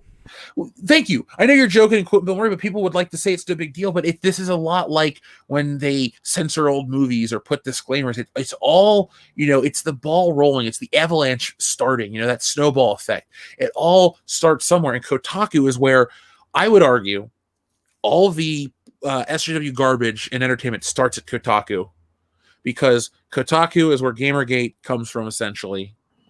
And because of Gamergate, then you get Comicsgate, and you get all these other gates. Yes, I know it's a big play on Watergate, but what it is you get all of these things, and Kotaku really set the landscape to allow garbage entertainment to get the pass, because they don't worry about the narrative of the game. They worry about the narrative they create. in the game world, if that makes sense. I think they're a very dangerous website. And when Gawker Media, the parent company, lost their lawsuit against Hulk Hogan, I applauded. Not because it's Hulk Hogan, it's because a lot of these places, like Gawker Media, they overstep their boundaries. They think they know best. And to watch one of these big one of these like smarmy publications get put in their place was it felt like a win for me. Now, Cesario Japan, thank you very much for your super chat. He says, Jeff, the EIC editor-in-chief at Kotaku, Stephen Totillo, tweeted that he was proud of posting the PS5 article and that it also irked and angered some folks. Cesario Japan, thank you, because while I'm working on the video, I'm going to put that information in it. But I don't understand what this obsession with angering your audience is. And the thing is, too, Cesario Japan, Stephen Totillo can be proud of that. He is not only he's hurting Kotaku, but he's also hurting Sony, because these reviews being so garbage could turn people off. So I'm waiting for Sony to step in and go, yo, we're pulling advertising, or we're doing this, we're doing that, because you're just making us look bad. This ideological crusade that this guy is on has ramifications. This isn't his baby that he can do whatever with. These are billion-dollar companies that he advertises for. And eventually, they're gonna cross a line, and they're just gonna get pulled out of existence. And maybe that should happen, because it's not about angering your fans. It's about angering the people that can make you go away. So let's see. They can't afford. You make an interesting point, though. Yeah. Oh, sorry. Go ahead, then. Oh, no, sorry. I was just reading about they don't hire proper journalists. So, folks in the chat, there's going to be an after show over on Mindless Entertainment. It's a mindless bullshit stream. In about half an hour. In about half an hour. So let's drop the link in the chat right now. You can follow us over there. I will be there as well on camera, so you can see me awake. There you go. But no, what are we talking about over there, Jesse? Oh, we got special guest presenter Alan tonight. She's working on a couple cool art projects we're going to be talking about, because we always love bolstering our independent creators. And as always, we will be not talking about politics. So. Yeah, just like we were keeping it here. Look, we can talk about here's what I mean by talking about politics, and I put this on our Facebook page and on Twitter. It's talking about politics that have no connection to entertainment. If you want to talk about Hollywood asking the government for a bailout, that's fine. That's entertainment news. If you want to talk about Gina Carano posting whatever and people attacking her because of reviews, that's still entertainment news. Political news and political rhetoric on the channel that I want to avoid is like election outcomes or what this news anchor said. That's not what we ever cover. That's not what I want to produce. So thanks folks in the chat. Everyone's been really chill about this. This is one of those situations where everyone's like, oh my God, the election results are going to ruin everything. And then you get here, we have a big audience. Everyone's excellent to each other. And it goes to show you that the fandom menace is all the positive stuff that we've always said. And all that negative crap that they tried to pin on us for years, it's just excuses for bad movies. So, just thanks everybody. I just want to tell everyone thanks. It's been a really fun show tonight. We're not going anywhere yet, but it's been a fun, surprisingly peaceful couple of days. So and Mulan Sketch Therapy 2, that's the politics we will talk about, the politics of Disney and what they've done. So our friend Jack White, thank you very much. He says Marvel went down the crapper because they kept Joey Q and let him hire one Sana Amanat, not because she was qualified, but because of her family's political ties to the Clintons and Obamas. Okay, so I didn't know she had any ties, and that's, like they say, it's not who you know. Well, wait, it's not what you know, it's who you know. I didn't want to ruin that one. Anyway, so yes, having the right connections in entertainment is no surprise. Look at Gwyneth Paltrow. Do you think she's that great of an actress? No, but her mom's Blythe Danner. That means something. So Marvel going down the crapper, you can really pinpoint it to Joe Quesada. And it's fun for me to basically, it's like 6 degrees of separation with Kevin Bacon, except it's reverse, where you're trying to pinpoint where it shits the bed. And Joe Quesada is where Marvel shits the bed. Because you do have one example, the Sana Amanat. And for those who don't know the name, she's responsible for Miss Marvel, Kamala Khan. And a game, and here's the point I wanted to make earlier. A website like Kotaku creates this environment that allows a lot of this garbage Marvel stuff to get online traction. Therefore, these companies produce products and stuff around it, trying to act like the online response represents the real world. And you think, oh, that's not going to hurt much. At the end of the day, though, it's this environment and climate created by the Kotaku Think that allows a game like the Avengers and Miss Marvel, to be put in that game and it to lose, tens of millions of dollars. So I think companies should look always at whatever this think is, that it just is it's just a way to lose money. So whatever the ideological or idealistic intern says, or whatever social media buzz says about these characters, Marvel, don't follow it. Go look at the sales figures and just follow suit. A good story stands the test of time. Whatever you guys produce now is forgettable. But yes, Jack White, I didn't know her connections, but like I said, Joe Quesada has made many bad decisions, and removing Spider-Man's marriage is not the most heinous of those offenses. So Matthew Anderson, thank you very much for the clarification. He says Clone Wars 2008 is not EU. Okay, so weren't there Clone Wars books from the EU? So if you're a Star Wars collector, you'll remember the 2003 Clone Wars show.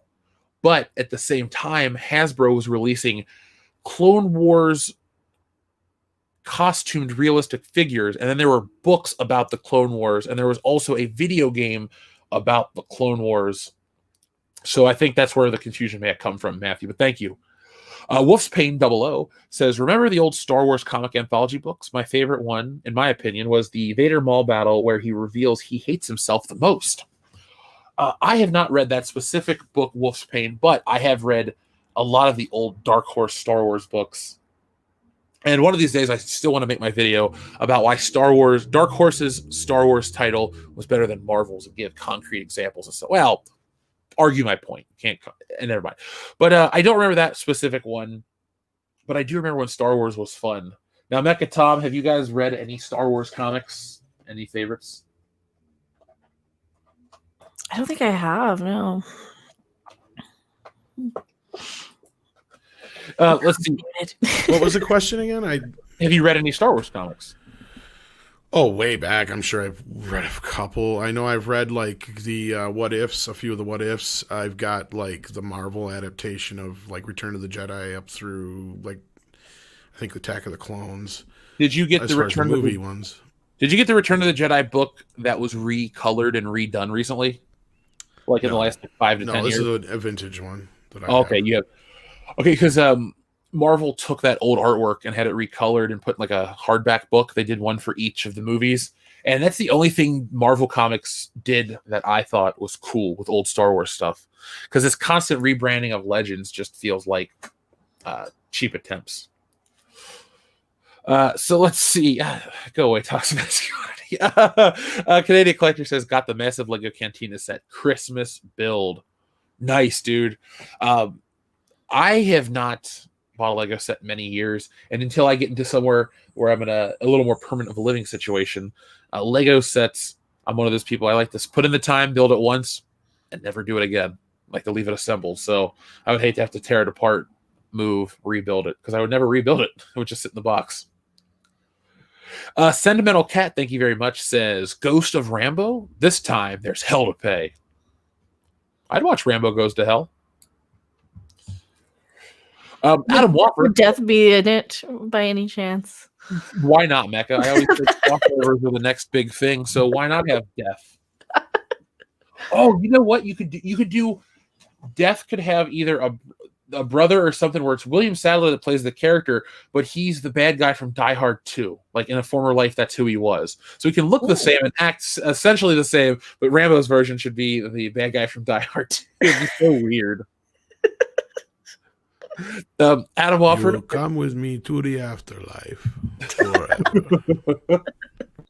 If I don't want to go, you must challenge me to a contest.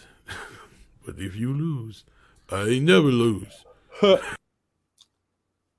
Dr. Yegas, good to see you here. Adam Wofford says, Babylon 5 and Crusade both left unfinished storylines that need closure on how Earth was burned humans, we're in the new medieval age again.